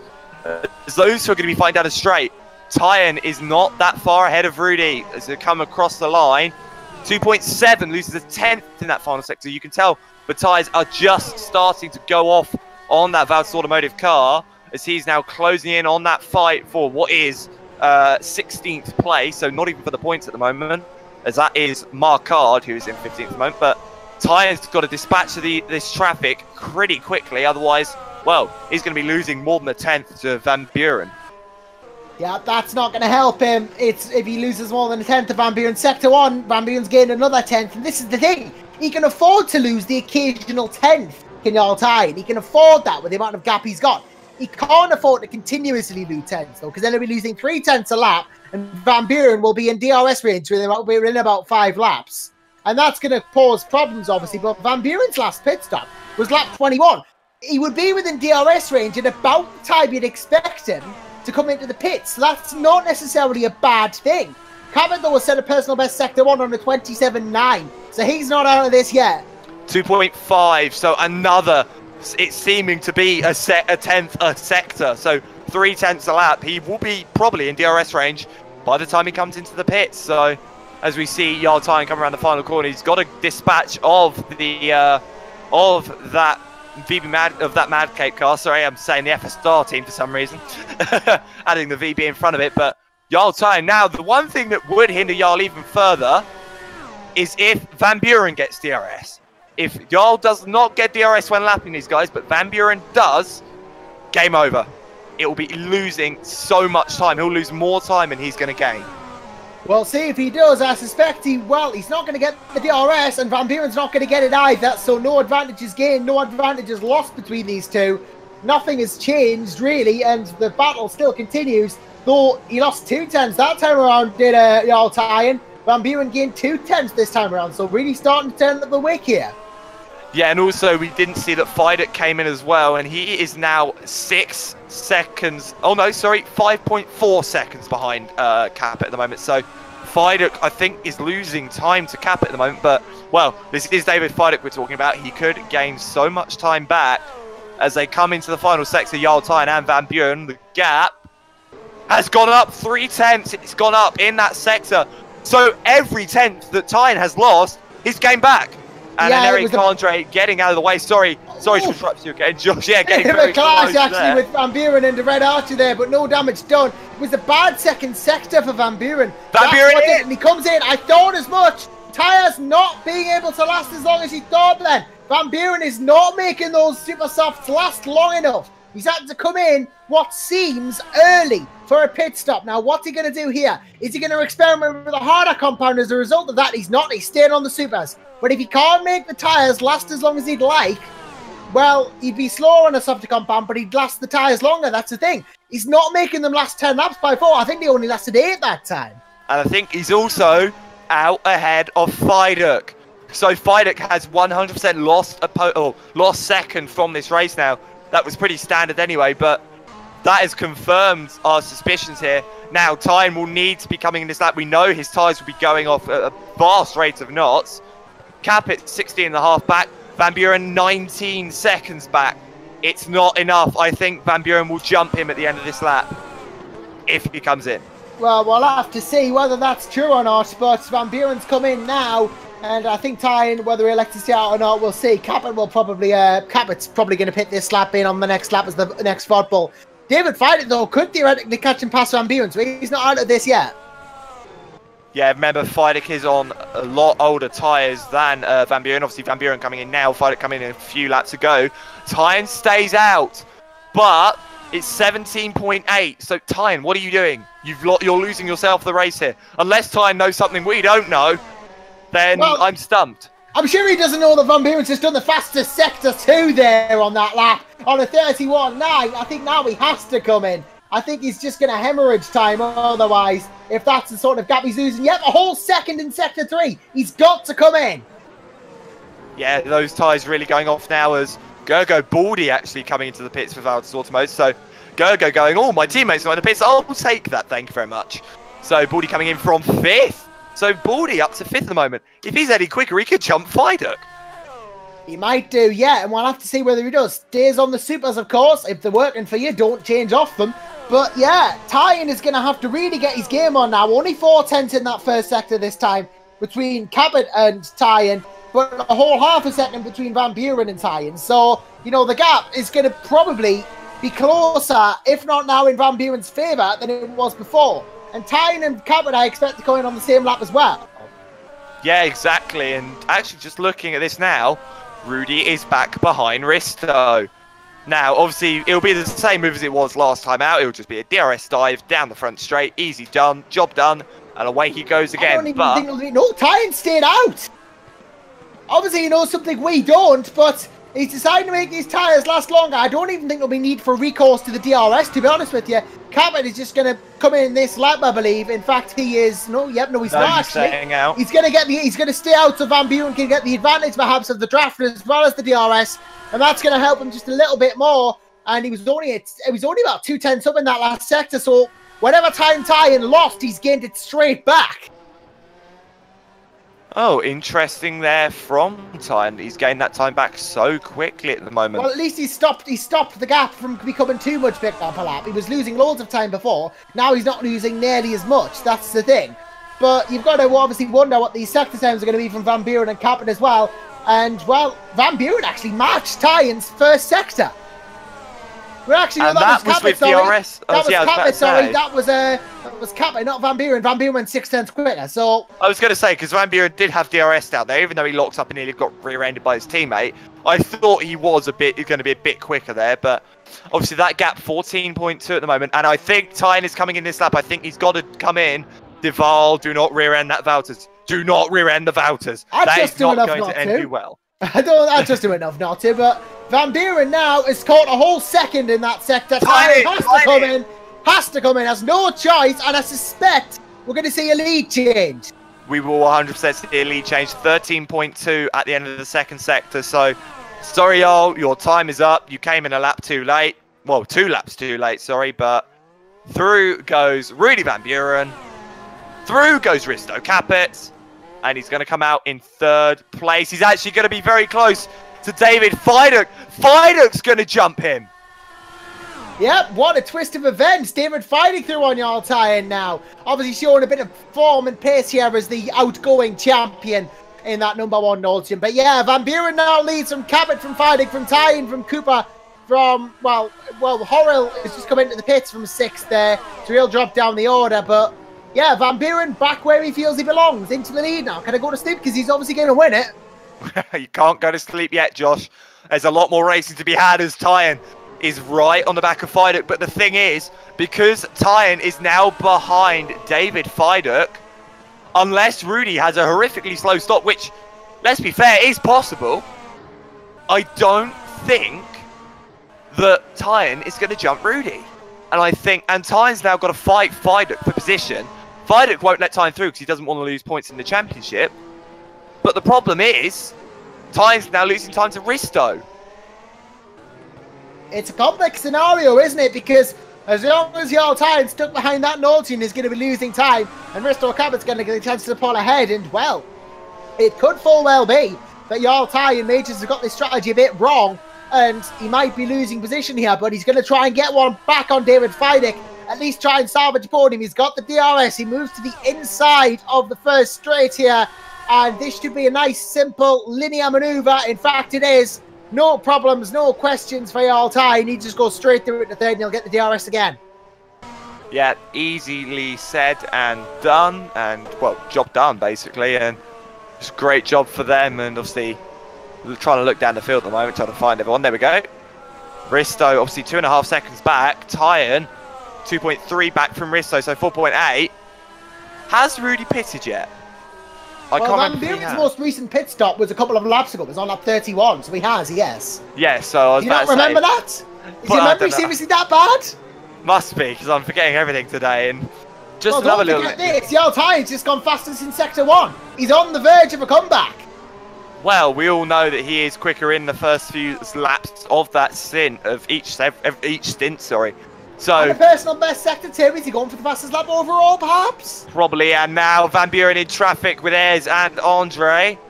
Now, the problem is, well, he'll breeze past both of them. Most likely, his Ayres getting a bit screwy there. That could have ended badly. Marcard in the pits from 16th. So that fight is for the points as well. So not only is Van Buren going to have to worry, but he's got that fight ahead of him.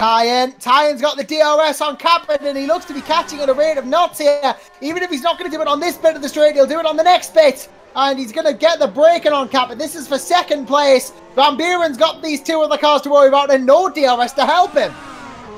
And Eric gets out of the way pretty easily. And Eric, knowing what he's doing, FSR driver as well, obviously same as Ayres.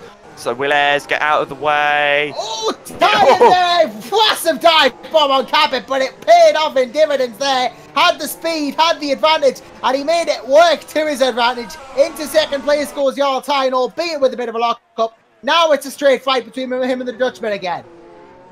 Now, the interesting thing is, if Tyen catches Rudy on track, Tyen's going to have the advantage because he's got the advantage of the undercut. Now, obviously in Formula Racing, it doesn't really matter because it's more of an overcut situation. If you can get a quicker lap in towards the end, then you're going to be quicker. 3/10 that sector. 3/10 that sector. He's closing, but don't forget, Rudy did have traffic early in the lap as well, so that might have played into it. But now Jarl's got the traffic. He'll probably get DRS on the Kernow, who probably will have DRS on the Red Archer ahead. We'll have a look as he comes down the start-finish straight. He's going to be in the draft of that Kernow. No DRS for the Valters car, so 3/10 advantage though. 3/10. He seems to be faster on this set of tyres. Whatever's happened with Tyen in that pit stop has focused him. It's motivated him, and it's got him going again. Well, he knows he needs to put his foot down and get on it because he knows that he's got to worry about Rudy now. And as Andreas said, they're fighting Rudy. They are doing everything they can to fight Rudy. Now, another interesting 2/10 in the first. Another interesting gap that's coming down as Flo Guy comes into the pits. Capit is only 1.7 ahead of Fiduk. Fiduk is closing the gap to Capit. That's going to be an interesting one to keep an eye on as well. David Fiduk versus Risto Capit. But really, Rudy Van Buren, something has either gone wrong for him or something's gone right for Jarl Tyen in this last pit stop. Because now it's the exact opposite of what we saw before. Jarl Tyen chasing is gaining all the time back. He seems to be a better chaser than a leader. In fact, this last sector 2 is going to be a difference of half a second. That's major, that. Van Buren now losing time. Jarl Tyen simply going, you think you can beat me? Not when I shift into maximum overdrive. I think Rudy's just relaxing. I think Rudy's saving those tyres. You remember, he had a very early pit stop in that second stint. The tyres getting very rubbered up and very rubbered up at the moment on the in the centre of them as well, just showing how much wear is going on at the moment. Just proving our point on how little they're lasting. But Rudy had that very early stop, so he's going to be focusing on just relaxing, slowing that car down, getting that tyre life back to him, and getting back on that strategy that he was originally working on. As we now have a fight for the podium. Yep, Capit and Fiduk within about a second of each other. Fiduk's going to get DRS on Capit. That's going to help him close the gap. And of course, Jarl Tyen continues to close the gap on Van Buren. Another 10th gained there. Gap starting to slow down in amount gained, but still doing all right. You say an amount gained, I think you might want to be looking from Fiduk because that rear end, I think I can just about read the Valiant on the rear wing there. So I think he's close enough to be in range of DRS at the end of this lap. But 2.3 seconds now, time to Van Buren. So another 2/10 gained in that. Another 2/10 gained in that sector. So Tyen is getting very, very feisty now. I did say better chaser than leader as a passing comment. It turns out that might be true. He's really putting the hammer down now, as is Fiduk on Capit. We've got 2 battles to keep an eye on. One developing, one directly in progress. I think Capit's coming in as well. I think Capit will be coming in. Yes, he does. Right, and yes, he does. And so that is Risto in, which is presumptive of the fact, perhaps, that unless they're on different strategies, Van Buren might be in as well soon, even though Risto's the car behind. I think Risto's changing strategy here because I think he's focusing now. He's going to try and trick Fiduk, or he's going to try and make Fiduk do something different because you think that is now the fight for the lead is gone. let's be honest, the fight for the lead is now gone between those guys.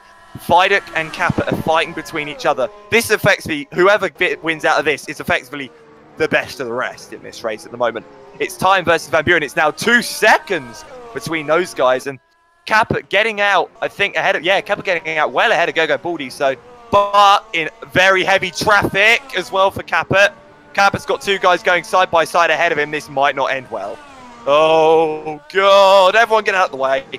Well, that's one way to cope with blue flags. I mean, just straight up get out of the way. But yeah, Van Buren really has to watch Tyan here, because even if he's taking it easy, he can't afford to let Tyan open the door a bit. He's leaving the door just a little bit too open here. And if it's ajar by even the slightest millimeter, you know Jarl Tyan will try to take advantage. He's gained 4 tenths in Sector 2 this time around. Don't know what he's going to do in Sector 3, but I'm expecting great things from Jarl Tyan. 3 tenths up. He's not just opening the door, he's absolutely ramming it open, taking Van Buren with it. And Fidek is in as well, so we're now going to go back to that fight for the podium. Fidek trundling down the pit lane at what seems like no speed at all. Doesn't miss his box this time. Oh, he misses his box again. Oh, that's tragedy. There goes the back marker. There goes Capet. Fidek losing all of the time he had. Nearly actually gets wiped out by some of the back markers coming across him. Well, it's just really a case of problems on the break, and I think for Fidek, if he could just get that sorted, he would have saved a bit more time, but missing it again is never going to help. And Van Buren and Tyan now are within about 1.1 seconds of each other.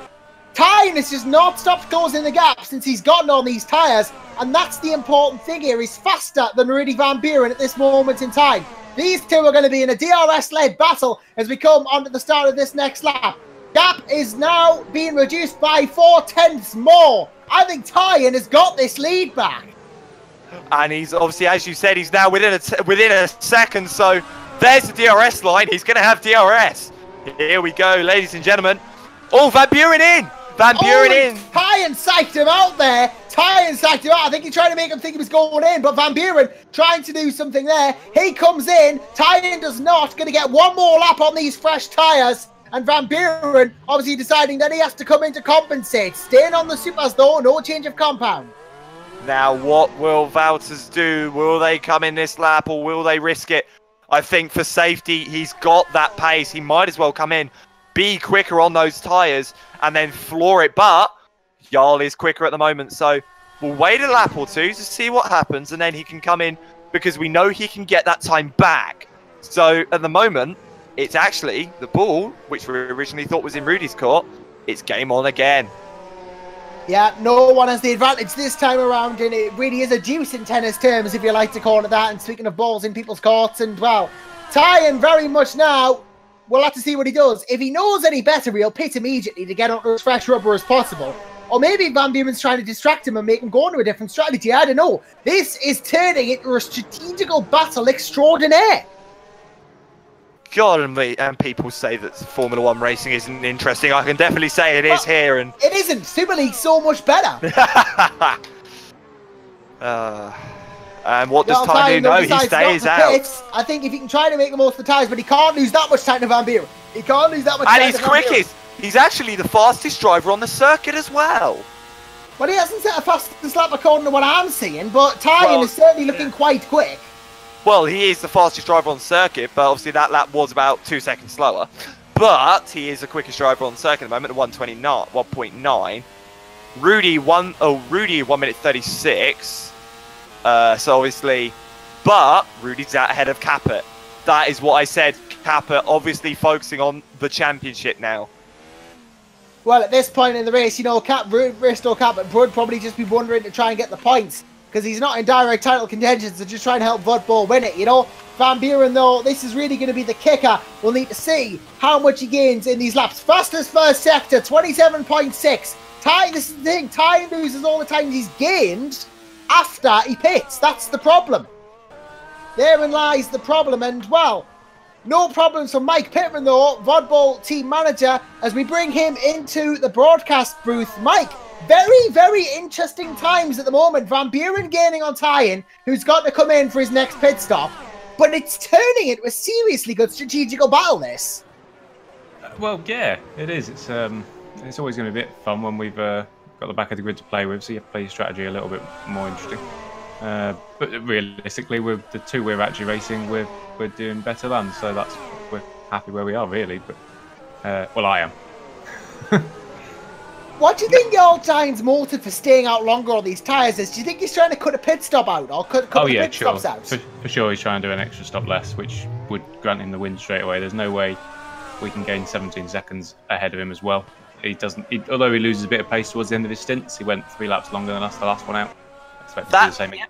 And that's exactly what I forgot about. Actually, that's exactly what I forgot about. Thank you, Mike, for bringing that up. Tyne is always one that can always do a stop less than everybody else. So this could be something that you guys obviously need to think about. But also, just a quick thing I want to check with you guys. Was that move, were you planning on telling telling Risto to get out of the way because obviously Risto was focusing on that fight for second in the championship, or did you let those guys race and they made the choice themselves? No, they race themselves. I never tell them to do anything like that. That's fine. The only thing they get told is don't hit each other. Right, they can try and... I think you'll find they don't... You know, they're both clever drivers. They don't battle as hard with each other as they might do with others, maybe.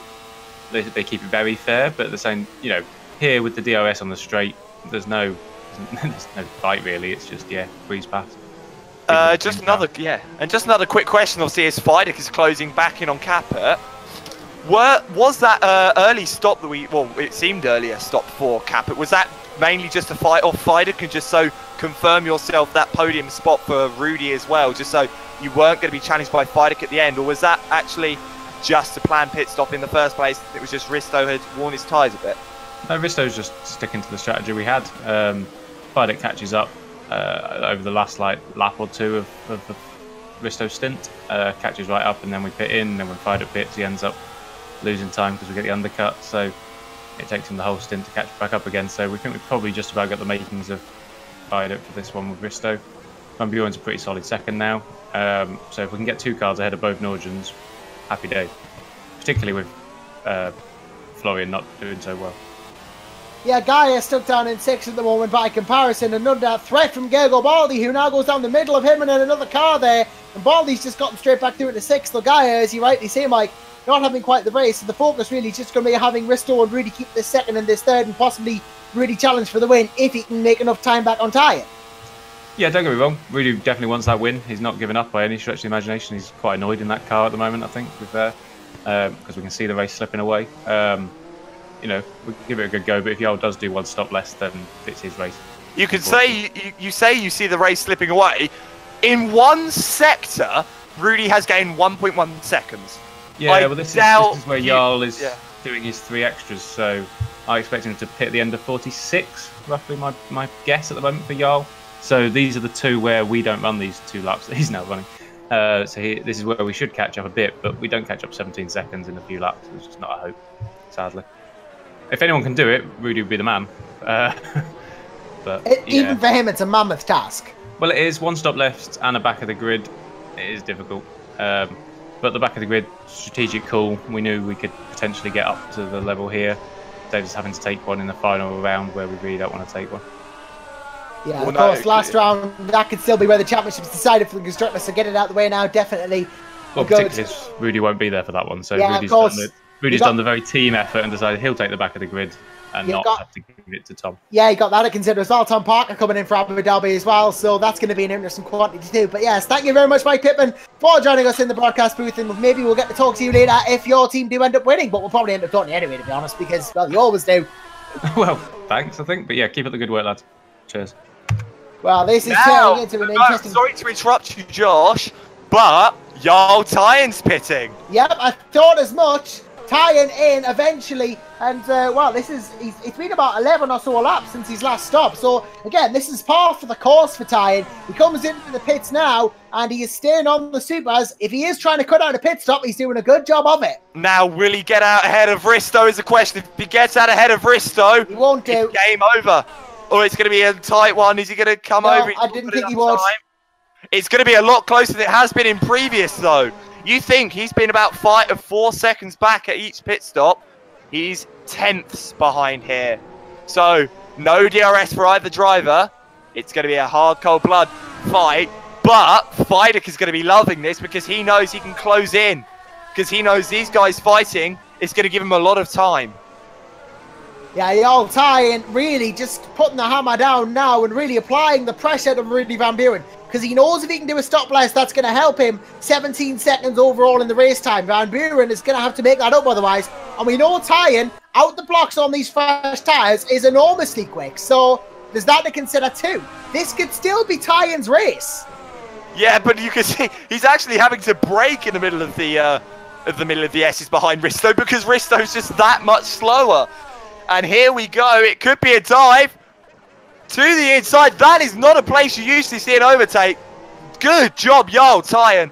Now, Risto's going to be a bit slower because he's going to be stuck behind that Valters Automotive car, but he will have the DRS. He will have the DRS, so we can see it go straight back into Capit's favour here if all goes well for Risto. But Tyen just seems to be pulling the gap out already before they even get to the start finish straight. That's how good he is. Capit, of course, does get the DRS, but now it's all Tyen versus Van Buren.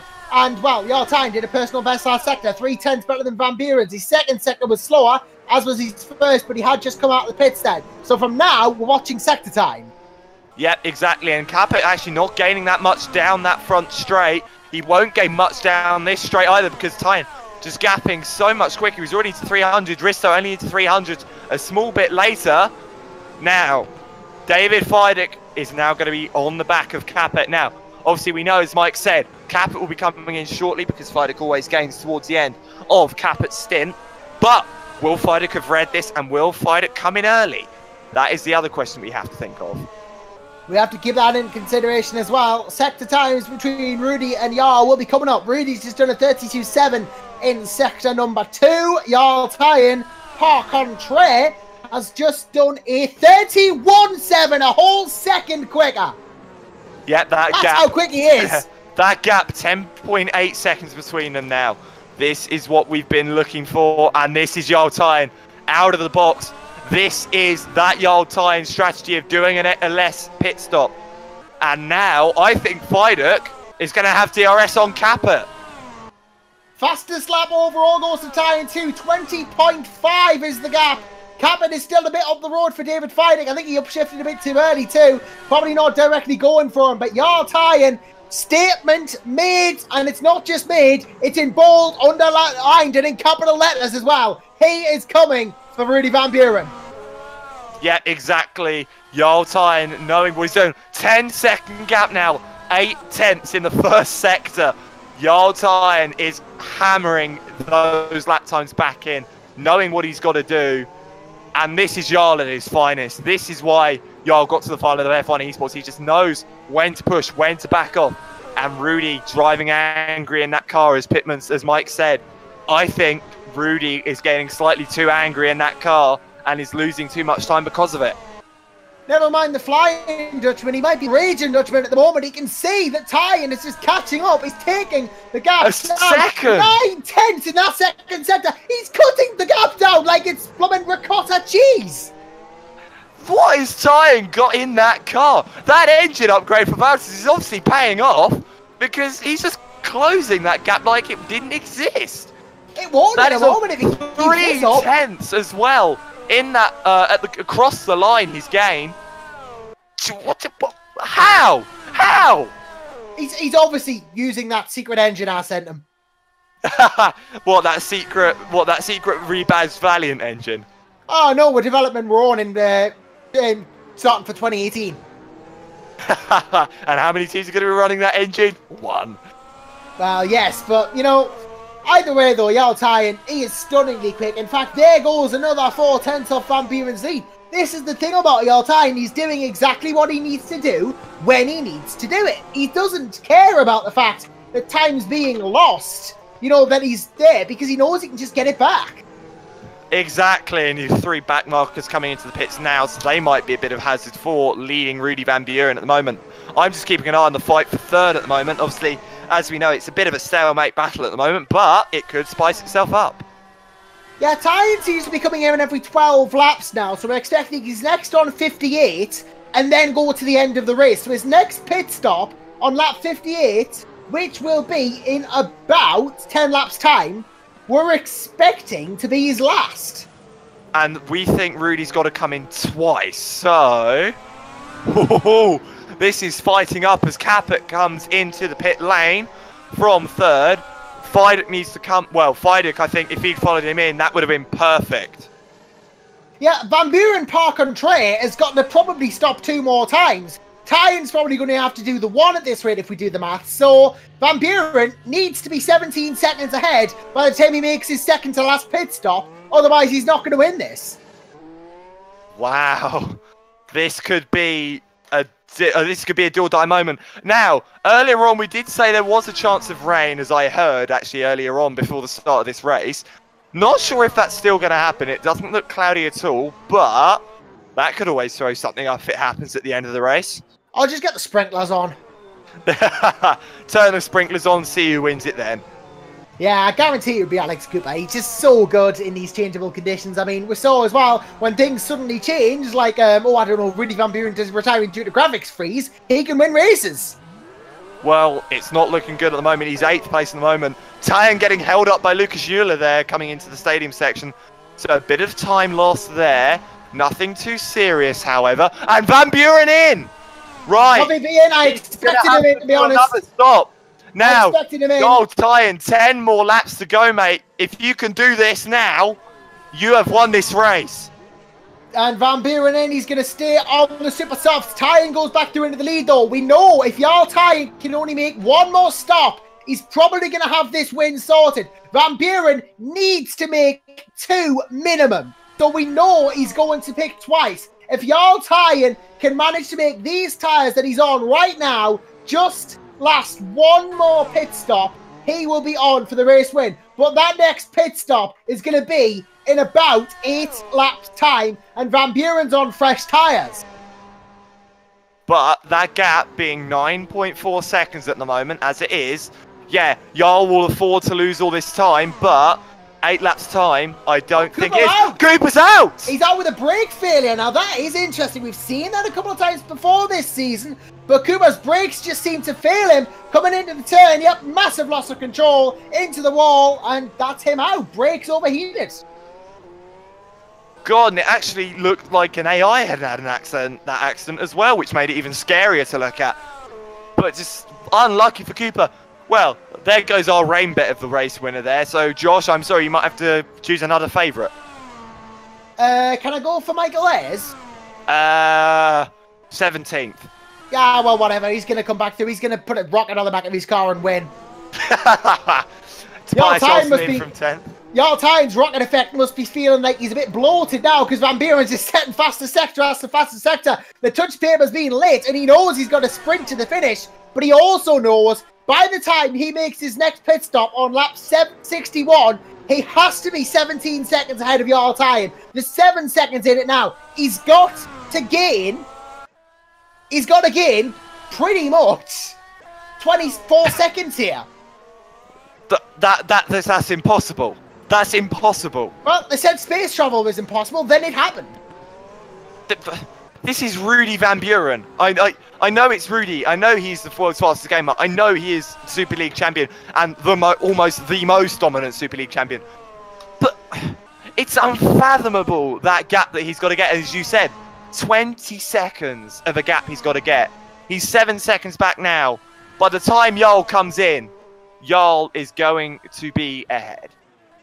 Well, he's got 20 laps to go and 24 seconds to gain. If you do the maths, you'll find that he's probably going to gain on average 1.2 seconds a lap. But that's including time that he'll lose to time when Tyen pits. So it's doable, but it's going to be, as even Mike Pittman admits, a mammoth task for Rudy Van Buren. And the gap, 5.3, so he's gained 1.7 in that lap. So Tyen, you need to just save those tyres. Fight Rudy as much as you can because that will help you out. If he can fight Rudy for as long as possible, slow him up where he can, and then literally pull away where he can as well, he will be holding that lead for so much longer than he needs to. And it will help him in the long run. Fidek now only less than that. Sorry, 2.9 behind Capet, so he's closing in on Capet here. Yeah, he is closing in here, and this could be a very interesting scenario. I mean, Friday and Cabot have been pretty much at it all race here, so this could be a good one between these two. And, well, we'll keep half an eye on this and keep track of the situation as it develops. And it could be an interesting battle indeed. Obviously, we're expecting Van Buren to blitz past Tyan, but Tyan's going to make it difficult. While they've got this whole I've got to pit twice and you've got to pit once battle going on. Exactly. Obviously, Ben Horrell comes in now from 7th place. So he is making a stop. He's about to actually go a lap down as well as Tyan comes out the final corner. So does Rudy. That gap, well, it was 5.3 last time out. It's 3.3 this time out. 2 seconds that lap.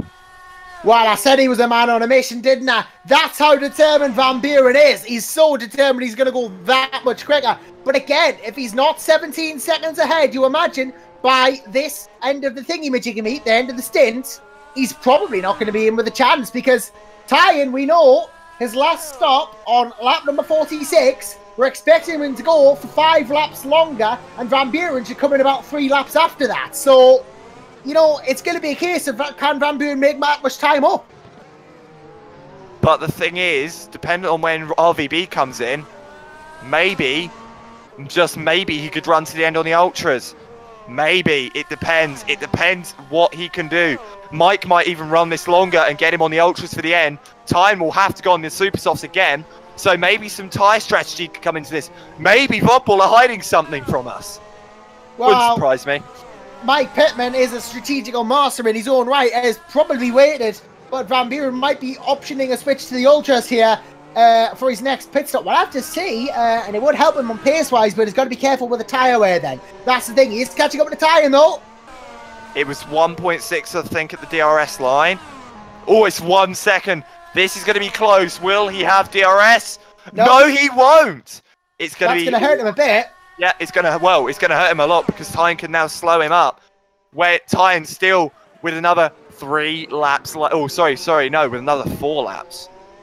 Well, he's not got that much longer in his stint either way. So, you know, Van Buren is pretty much going to have to get like 4 seconds per lap if he's going to try and get to the 17 before Tyan pits. Anyway, Andre's retired, unfortunately, as well. So that is Andre's race come to an end, and that is a shame. He was running quite well. Tyan has actually gone to the outside of that corner. He's not making Van Buren's life easy here.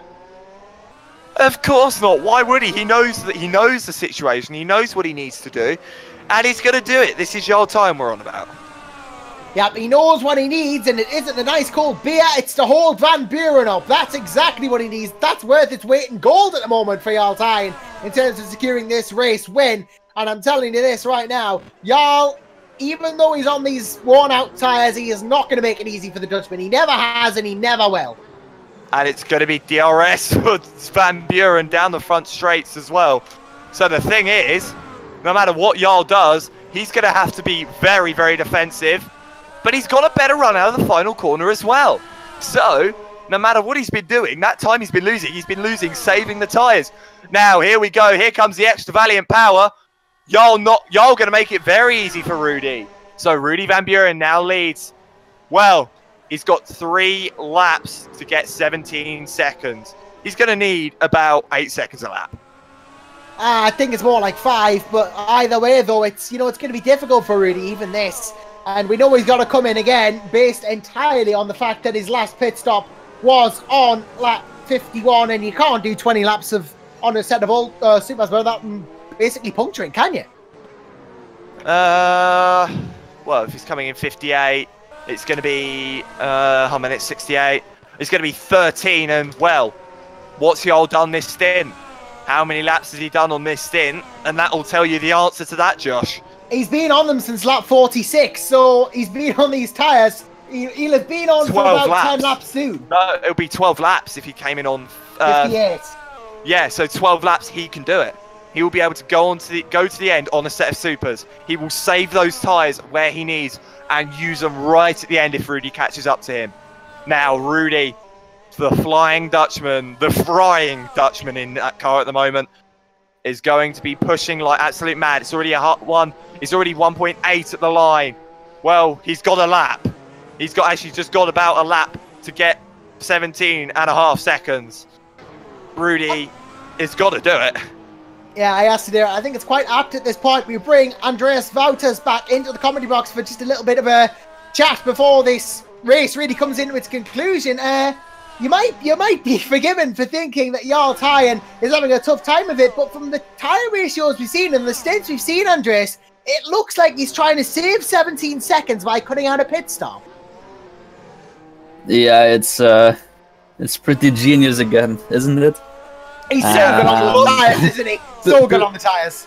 To be honest, I didn't expect this either. The guys have been working with Daniel on this, and I've just been watching how they got on with practice and stuff. So I'm as surprised as you guys are, and it's it's nice to see.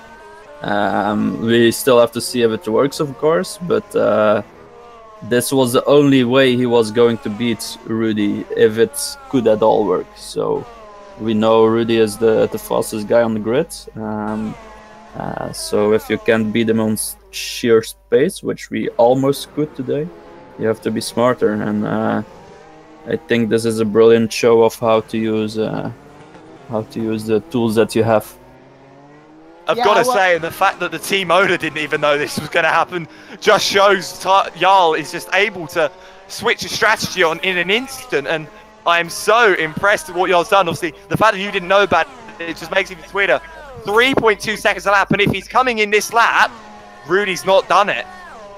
Well, I mean, Jarl is obviously going to, there's time going to be in it when he pits, obviously. There's going to be 17 lost, so net 20 seconds for Van Buren, you'd think, but then you've got to think at the time Jarl's going to gain on the fresh tyres. So if Van Buren, when he pits, if the gap's anything less than 17, then you have to think that he's possibly not going to do this. Yeah, it's not going to be easy anyway, because even if he pits, we also have to pit one more time, I think, so we will have to catch him again.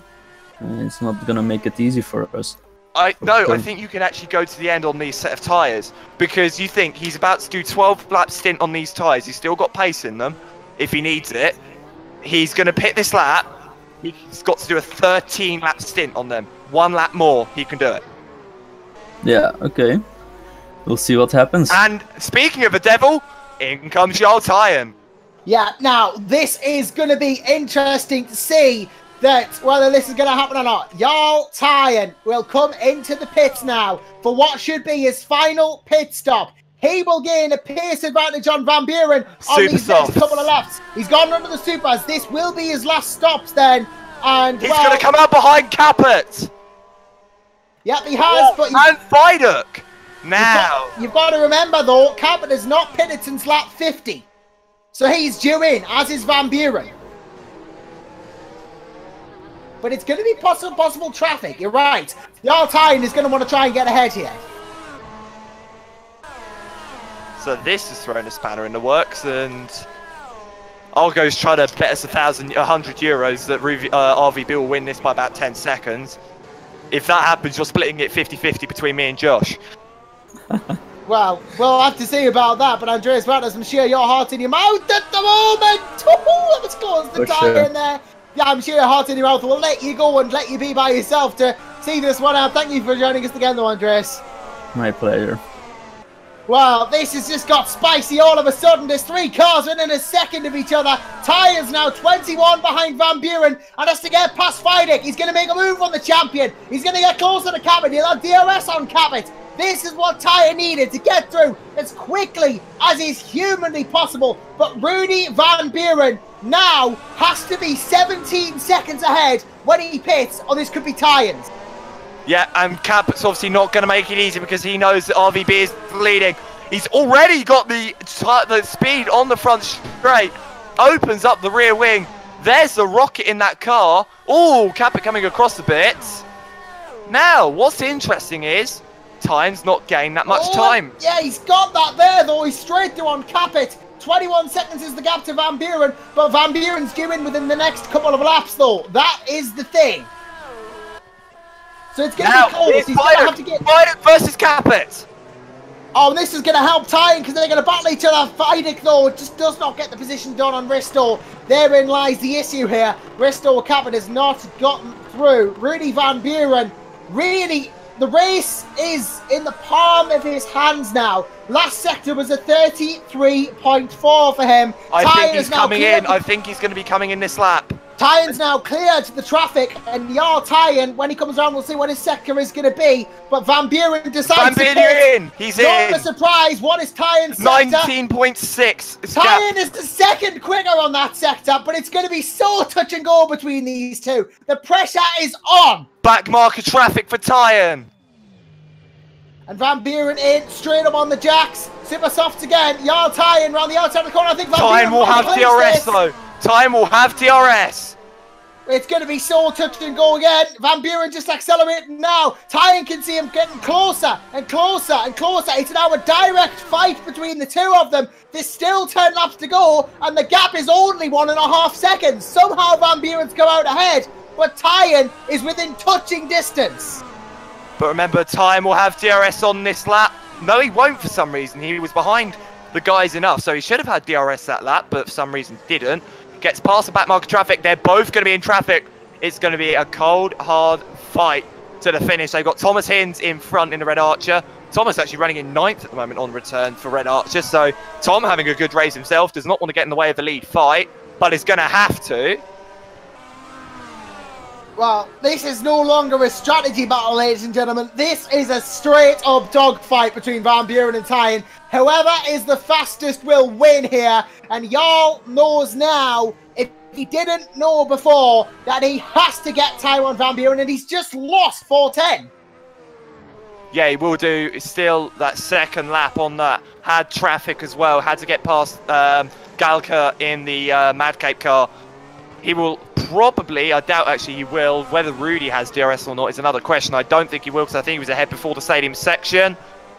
No DRS for Rudy. Any DRS for Jarl? No DRS for Jarl, so it's going to be equal. Fidek in from 3rd. Now this is going to be an interesting thing. Fidek coming in, he's got traffic in a pit lane as well. Where is Caput coming out the final corner? Well, this could be interesting indeed. Tyen now, I believe, has 10 laps.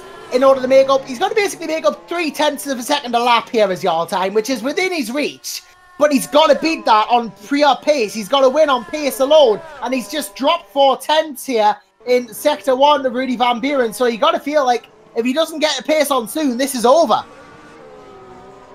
God, this is getting hot in our mouth stuff here. Because, like, what was going to be, what we thought would have been a Jarl Tyen show up front, has now turned into the Rudy Van Buren comeback story, and Thomas Hinds needs to get out of the way as quick as possible of Jarl Tyen. Will make it easy on the back straight. Yeah, makes it easy, so Jarl Tyen drops 0.5 in the second sector. I think now Van Buren is just... Argentina might have been right on this one. Van Buren, now, with the way he's done this, Tyen has not put a foot wrong all race, I'll say that much. Jarl Tyen has done nothing wrong strategy-wise. He did everything he had to, but really Van Buren was just better. 0.3 in that final sector as well, but I'd like to say one thing. We know that Tyen is quicker in that first stint. I think the fact that Tyen has lost out in that pit cycle was him saving his tyres. Maybe saving those tyres till the last possible moments where he can floor it and get to the end on sheer pace and maybe have a fight with Rudy. Yeah, could potentially be on here for an interesting battle still. You know, it could happen, but he's got to gain so much time now. And the chances of it happening are so little. And, well, Rudy has fresher tyres now as well. You've got to think he's got to be quicker. And, well, being the story of the race, being the story of the season, that Van Buren was just better. Yeah, well, it's still got laps to go. We still have plenty of laps left in this race. Well, David Fidek obviously thinks the race isn't over because he's just gone fast as Sector 1. And Mr. Cabot set a personal best, and they don't think it's over. But this is the first time Van Buren's on fresher rubber than Tyen too.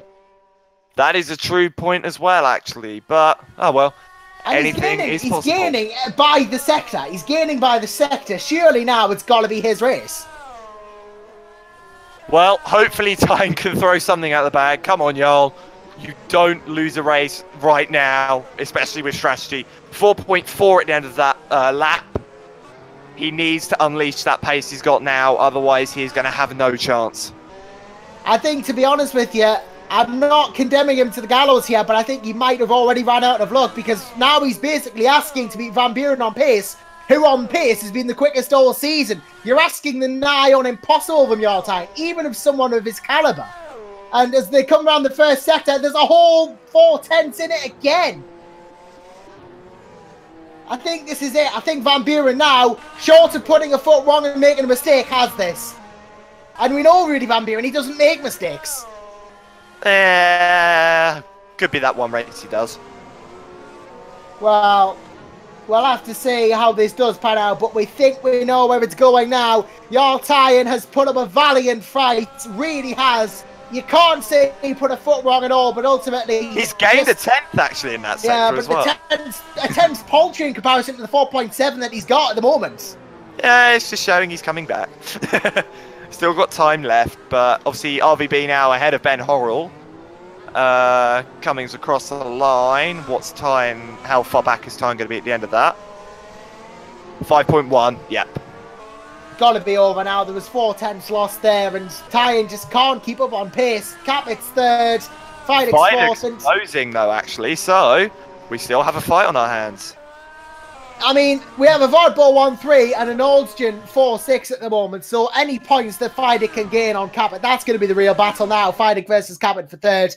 That's going to try and even the points out, you feel, at this point.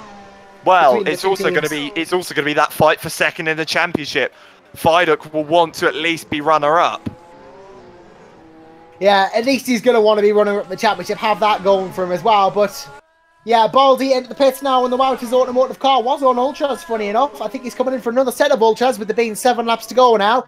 Hops onto the Jackson, indeed, he is on the Ultras again. Probably just going for the fastest lap at this point, Skergo. I don't want to be a girl of horrible words, but as Neil Heatley said, I'm a very horrible person back in VLMS. So, Ben Horrell is right behind Rudy Van Buren. There could be a small brake failure there. Well, please, no. That would be the worst way for it to happen, but Ben Horrell, I think there's got absolutely no chance of that happening, to be honest. I think he's not going to be worried about that. The only concern is if he's going to get DRS and try and unlap himself on Van Buren, but we'll see what Horrell does do. I don't think he is going to try and unlap himself, even though he's not even going to get the DRS.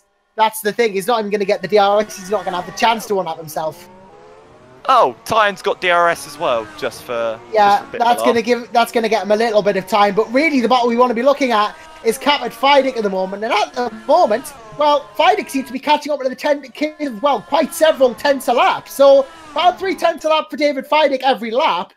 The gap at the moment is about 1.6. It could come down to closing distance by the end of this race. It could do indeed. We'll see what it is at the end of the first sector. Obviously, it's 1.6 at the end of the end of the previous lap.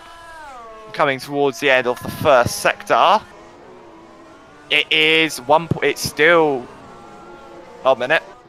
Sorry, I'm miscounting something. 1.7, so Fidek loses a 10th in that second sector. Oh, sorry, that first sector. Anything's still going. Well, at the moment at least, between the leaders, not so, but, well, Capit and Fidek, about a 10th in it in sector 1. So we'll have to keep an eye on the sector 2 times as well.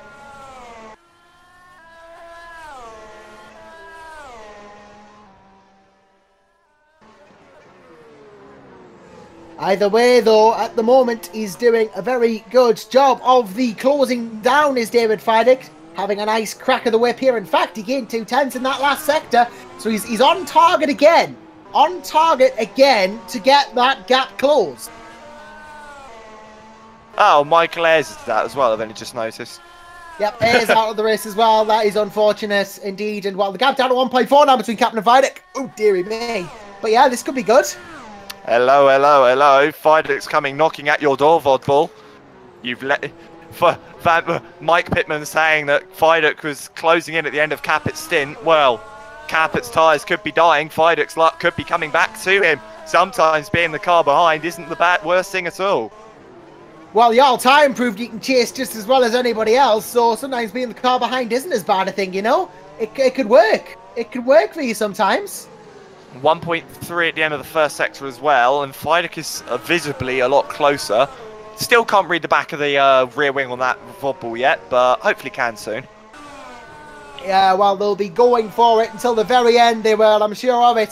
But it seems like a bit of a lost cause for Wouters Automotive now, regardless of how well they've done.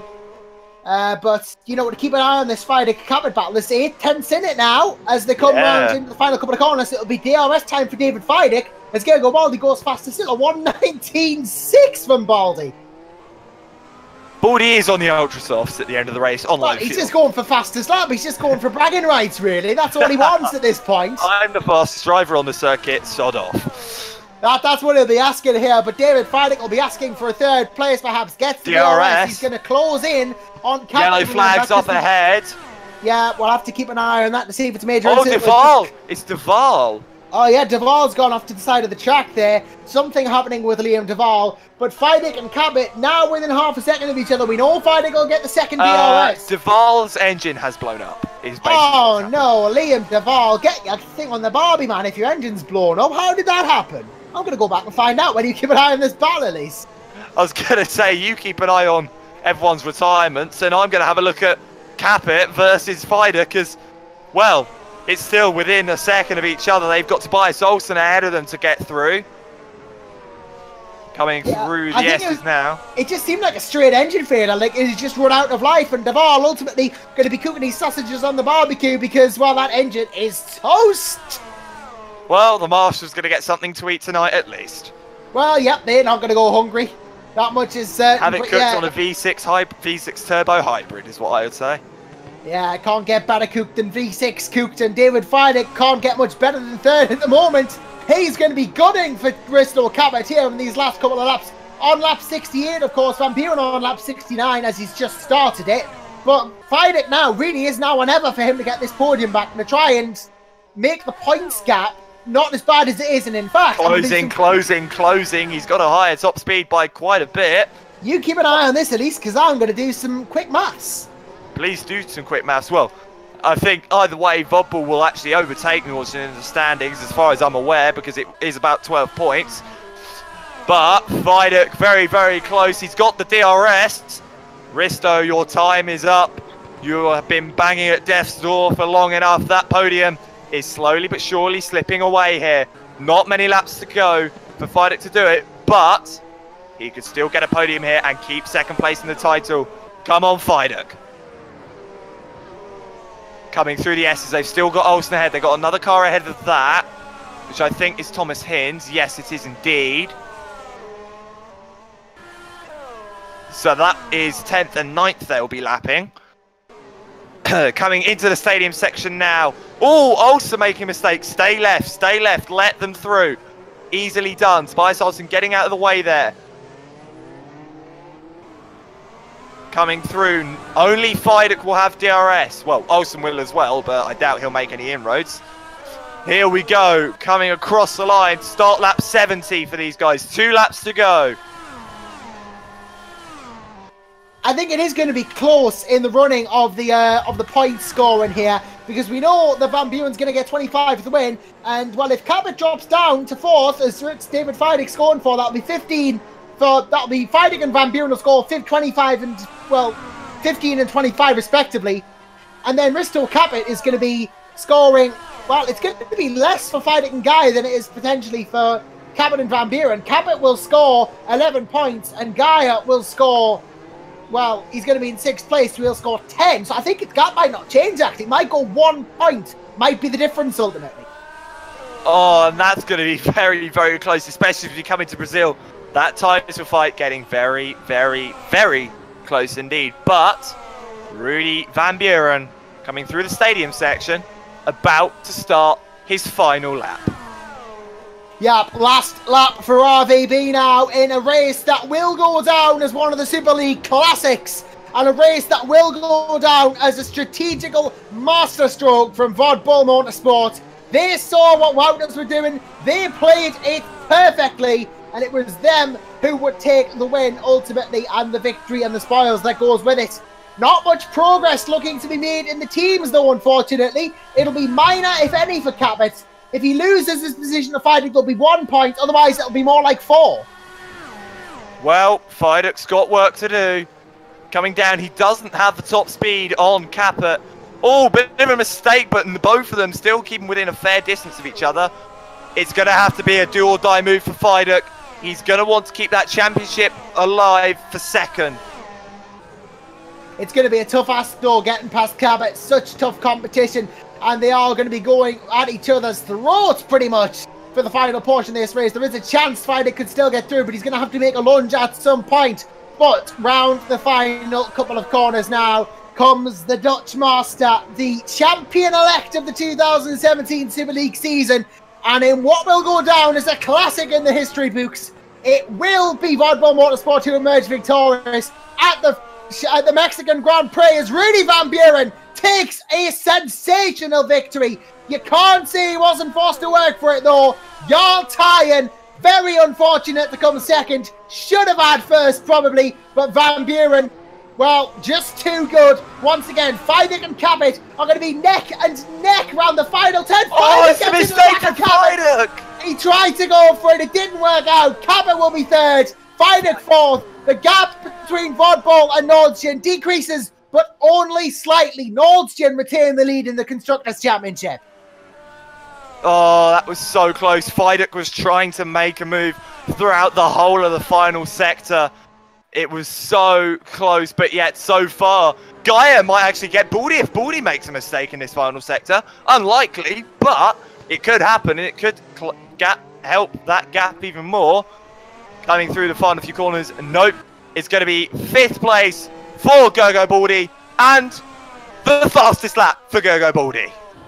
Well, really, just a point, just proving he's worth here, really, ultimately, just showing off at this point. But yes, interesting ramifications for the championship in the Constructors variety, because now, if my maths is, well, it's approximate maths, but I reckon 4 points to Vodbull, meaning the gap is going to come down to like 11 or 10 points. Well then. They're making this hard for themselves, aren't they? They always do. This is Vodbull and Nordstjen fighting each other to the death since the start of round 1.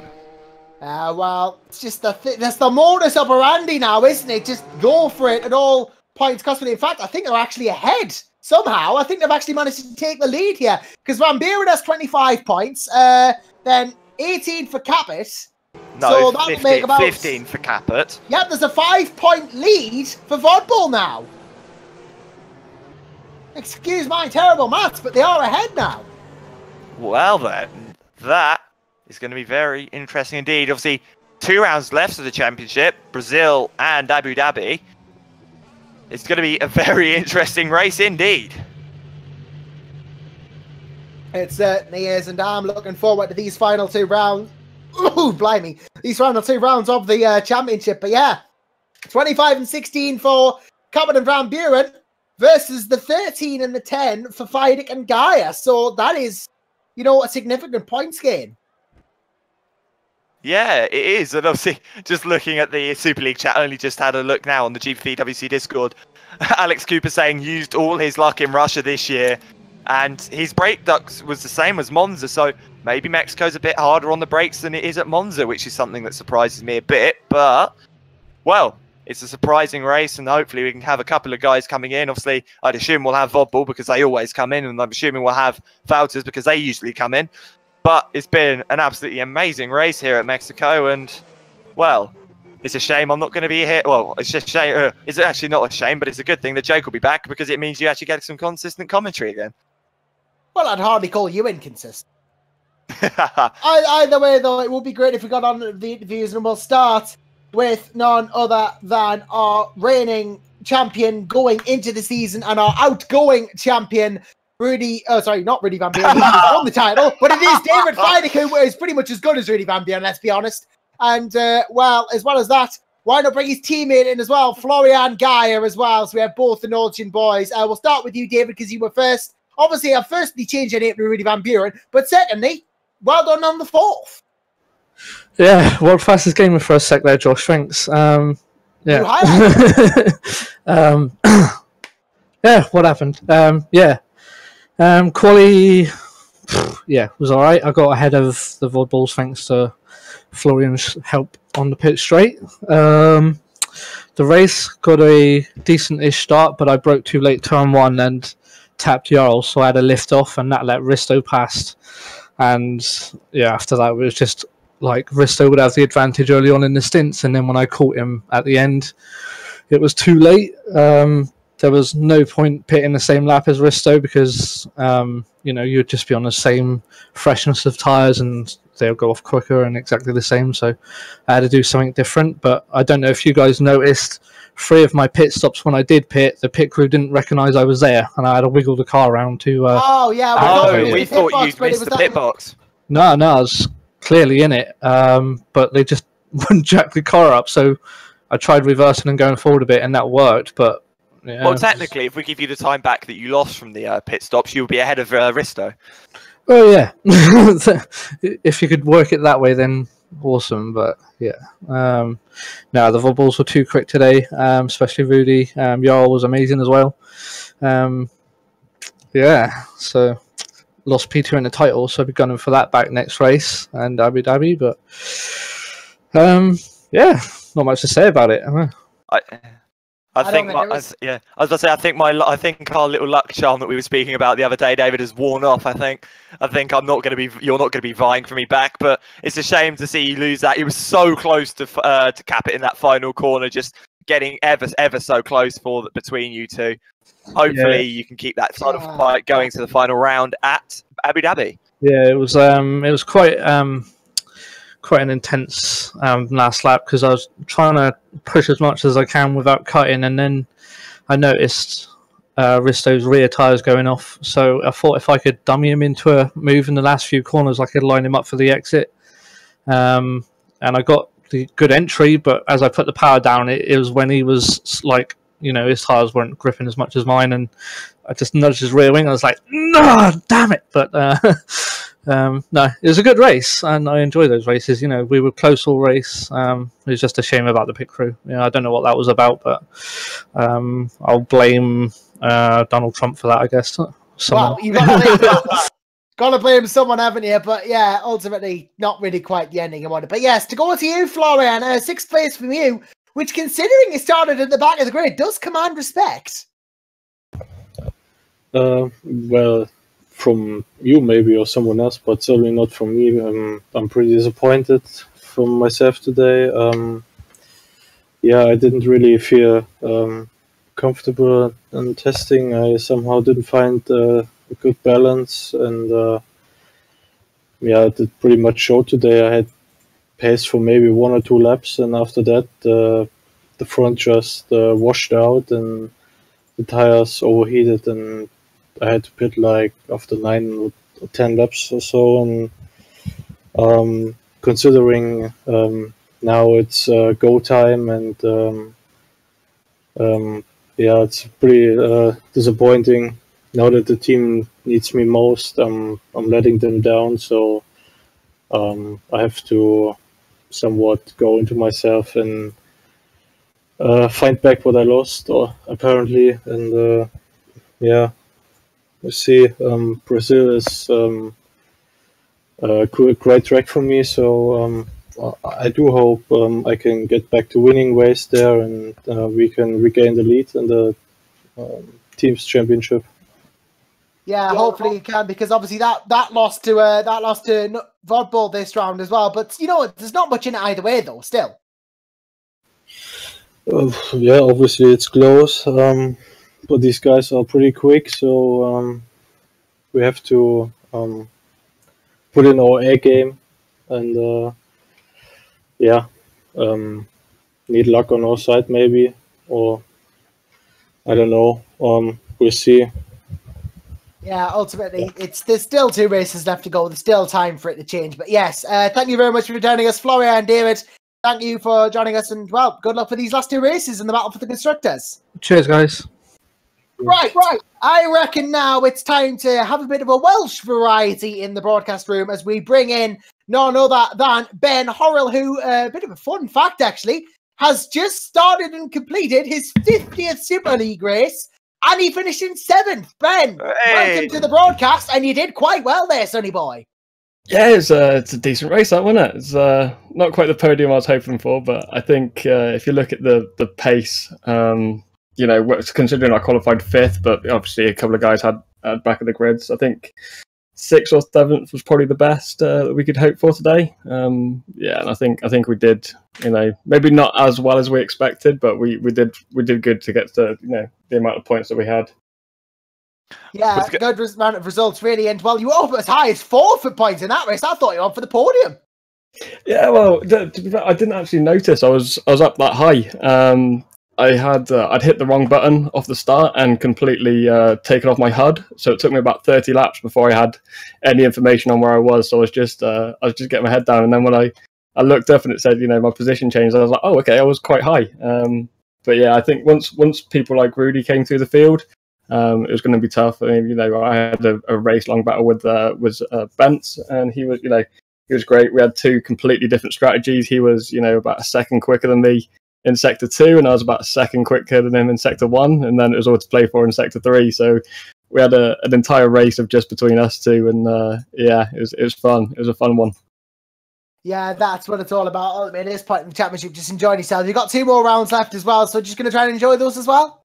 Yeah, pretty much. Going into the end of this season, so I'm just going to enjoy them. Try not to get into the title fight between Nords and Vodbull. We've started to get ourselves quite up the field now, so sort of in that 5th to 8th range. So I'm hoping to stick around there and just try and do my own thing, get some points, and hopefully we can leapfrog Red Archer and Madcape in the constructors. Yeah, indeed. Hopefully you can. Well, any questions for me, Elise? Oh, it's just all I want to say is absolutely phenomenal job, Ben, because that was obviously you've had a run of some decent races now, and hopefully Brazil can be even better for you. Yeah, hopefully Brazil's been a track of it's been a bit of a bogey track for me. I think the highest I've ever finished in Brazil is about 17th in 4 seasons. This is the best car I've had with GPVWC, so I'm hoping that changes, and I hope I can top 10 at least for Brazil and Abu Dhabi. Great stuff. Well done again on your 7th place, and thank you for joining us, Ben Horrell. Cheers, thanks guys. Well, right, let's get ourselves a bit of a Woutazzy flavour going on, because we have none other than both Daniel Shiranku and Jarl Tyen coming into the broadcast booth at the moment, and will hand the questioning, rather interrogation, over to Willie Skinner. Well, I'm going to start off with you, Jarl, because obviously that whole race we were going, he's going to win this. He's going to win this. He's got the strategies to win this. He's going to win this. He's got the pace to win this. Oh, he's not going to win this. Oh. What was that final? Obviously, as Andreas said during the race, that strategy at the end wasn't planned at all. Did you think it would actually ever work out, or is it called well, if it doesn't work out, at least we've got 2nd? I go into most races not knowing what strategy I do. I always pit depending on where I am relative to others. And at the end of the first stint, I accidentally tinkered with my brake bands, and it apparently went to like 50% or something. And when I braked into the pits, I smashed into the wall, so I damaged the entire race. That's why I didn't have the pace anymore. So yeah, I lost quite a lot of speed relative to Rudy. I think I would have had the pace over him had I not had damage. But yeah, kind of realizing that Rudy was way too quick, considering my damage, I kind of set up for a strategy that would overcut all the other guys other than Rudy to kind of secure 2nd place and maybe have a shot at 1st. If I kept the same strategy as Rudy, I think it would have been way further back. So I just kept overcutting everyone, and yeah. And also, I lost loads of times in traffic, as well as when every time I came out of the pits, I would come out behind Risto and Fidek. So yeah.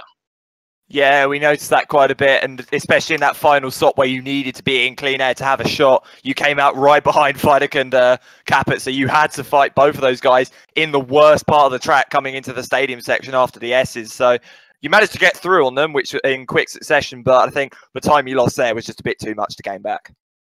Yeah, for sure. And it wasn't just there. It was pretty much every pit stop that I did, I came out behind those guys. And I think Risto kind of slowed me down extra on purpose just to make sure Rudy would secure 1st place. And I think Rudy got a little lucky today, considering he went through the first lap extremely clean and was already 5th after the first lap or something.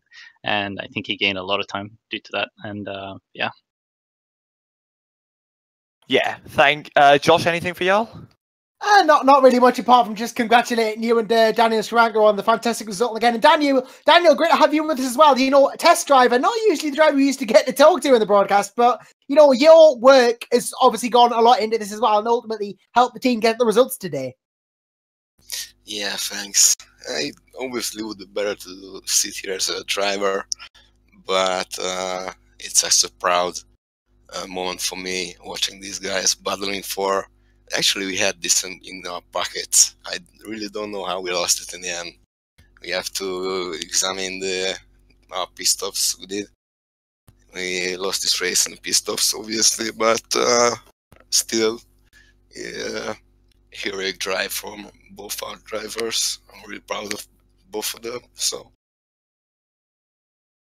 Yeah, well, it was great going from all the team anyway, and well, once again, thanks, Daniel. Thanks, y'all, for joining us, and well, pleasure to have you. Thanks for having us. Hey, should we get the VOD boys in, Elise? Yeah, let's get the VOD boys in. So we're going to have driver number champion Rudy Van Buren, and well, our current second place driver in the championship, Risto Capit, in with us. So first off, I'm just going to say to Rudy, absolutely well done, mate. Honestly, great drive, and had my strategy hat on the side, and I couldn't work anything out from you. Thank you. Yeah, that was a good one. Didn't fall away in the beginning, obviously, with the bog and being down by like 10 seconds after the first few laps. But yeah, things started to unfold. Car came alive and could get to the front. Yeah, exactly. And obviously, just from the back of the grid, just working your way up clean first lap, and then just basically everything since there was a given. And obviously, at any point, as Mike said, you were driving a bit angry in that car midway through the race. Did you know that Jarl had any damage at all, or were you just going on the assumption that he would have caught you in that final stint? No, I kind of could see early on that he was going one stop less than me. So then I could start counting with the 17 seconds I needed to gain on him to get it done. And after like 2-3 stops into the race, you can get somewhat pattern visible, what they're doing strategy-wise and where the time needs to be gained. Mike told me that he had a moment into the pit lane, but it wasn't anything big. So, well, we all had a bad luck. I needed to come from the back. He apparently had damage. Well, I'll take it as it was. Yeah, of course. And obviously, Josh, you were going to ask something? Well, yeah, just really, Rudy Van Buren. You know, 16 people have won races this season. 11 of them just happen to be you. Can't really ask for much more than that, can you? Well, another one in 2 weeks, and then it's done for me. So, yeah, we'll see. Well, yeah, we will have to see, I guess, ultimately. But it's been a storming season for you. Of course, nothing can stop me from being drivers' champion now. And well, I suppose I should say congratulations on that once again. But really, just last race is going to be about taking it easy, surely. No. We need as much cushion as you can get into the last round in the Constructors' Championship. That's all that matters for now. So, I obviously can't do the last round because of World Fastest Gamer, and Tom will be in the car. Can I just jump in here? I wasn't here last round, so I just want to say on the interview thing, well done, Rudy, on the championship. Outstanding drive all season, mate. You fully deserved it. Thank you. But regarding to the last round, Tom is going to do that. Because of that, I took a back of grid today for the 8th engine, so Tom might have some advantage over some people having a book at the last round. But for me, it's now just vision on 2 weeks, and then obviously the vision changes. But for now, it's all good. Absolutely. Yeah, all good for now. Yeah. And well, Risto, once again, you know, great job from you as well to come third, and really just got to focus on get the team the title now. Yep, it was clean race, no mistakes, no problems, just a little bit slow, but good position, good points, and we will get doing this. Yeah, great stuff. Welcome, well done to you and Rudy, of course, on the winner. Mike Pittman as well. We have you as well. Couldn't expect more, really, could you? Well, no. I didn't think we'd get the win as I spoke to you in the middle of the race. I think you probably got that opinion, but I should never doubt Rudy, should I? Let's be honest. Fantastic driving from both guys. Double podium is always brilliant. Yeah, and to be back in the lead of the constructors is fantastic. Yeah, exactly. And obviously, as you said, as we all said, we had no clue who was going to win. We actually thought that Jarl was going to win. Obviously, as again, phenomenal job, Rudy, getting that gap that you needed, and just obviously with the pace deterioration from Jarl, managing to hold that and gap at the end. Just those little bit extras in reserve. And I actually thought, Mike, that you were going to try and put Rudy on another alternate strategy and try and get him on the ultra slots for the end, because we know with Volleyball you do like to change your strategy around every so often.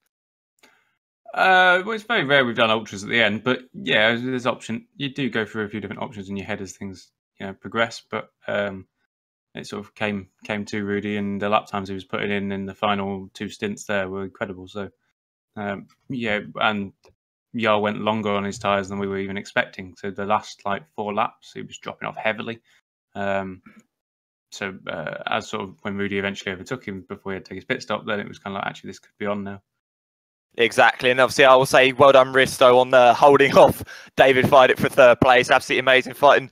It was all race. We weren't sure who was going to get 3rd or who was going to get 2nd. Obviously we knew you were going to get 3rd after Jarl managed to keep overcutting you guys, but obviously amazing job Risto on the 3rd place.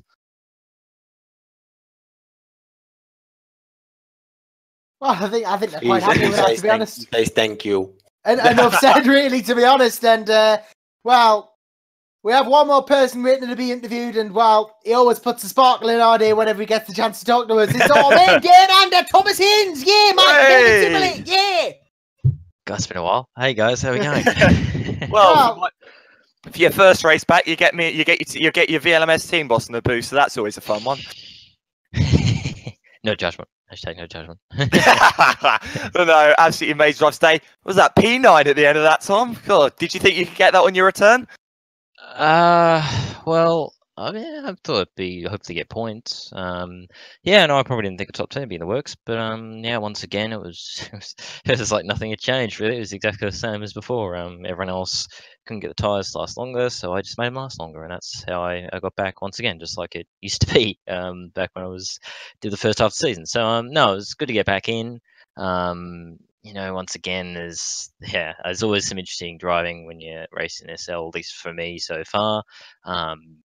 Patience is something that I think some people need to take on board. It's a handy thing in these longer races. But anyway, I'm not going to name names, but just something that I've noticed. But yes, I need to be more patient, damn it. No, it was good fun. I had fun time. Just keeping the tyres alive as always, trying to be consistent. The car felt really nice. Once again, big thanks to Nikos for awesome setup work and just general team managing. It's always awesome having him in there throughout the races to let us know what's going on and help us with strategy and all that kind of thing. Really helps to just minimize how much we need to think about. So massive thanks to Nikos, awesome team manager.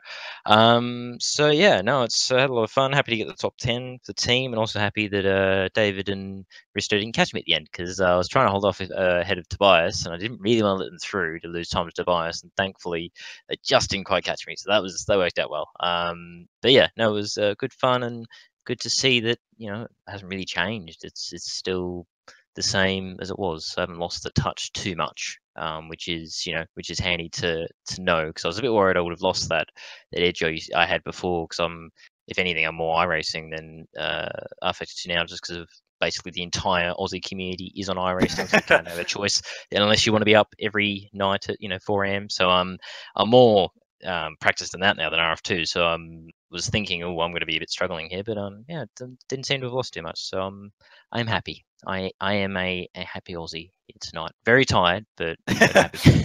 Any questions from our resident Geordie? Well, not apart from well done, honestly. Just great going, Tom. Thanks. Yeah, as I said, it's just good to get the result for Archer, get another solid points haul, and just keep doing what I was doing before. Really, come back and just keep plugging away. It's just what I do, really. So yeah, no, looking forward to. Should be good to hopefully make the last 2 rounds. So Brazil next should be good fun. Always a fan favorite and driver favorite, and it's one of my favorites as well. And then yes, Marina to finish off. So yeah, should be good. Hopefully, I can just get some more solid point results to bring over at Archer. That'd be the aim for me. Yeah, great stuff. Well done, Tom. And, well, great racing to you again. Thank you very much. And thanks to the broadcast guys. Awesome stuff as always.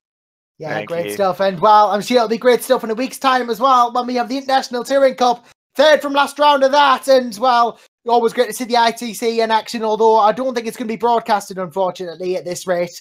But still, ITC, for drivers at least, it's going to be a great result. And in 2 weeks' time, we'll be back with it will be the second to last round of the championship then.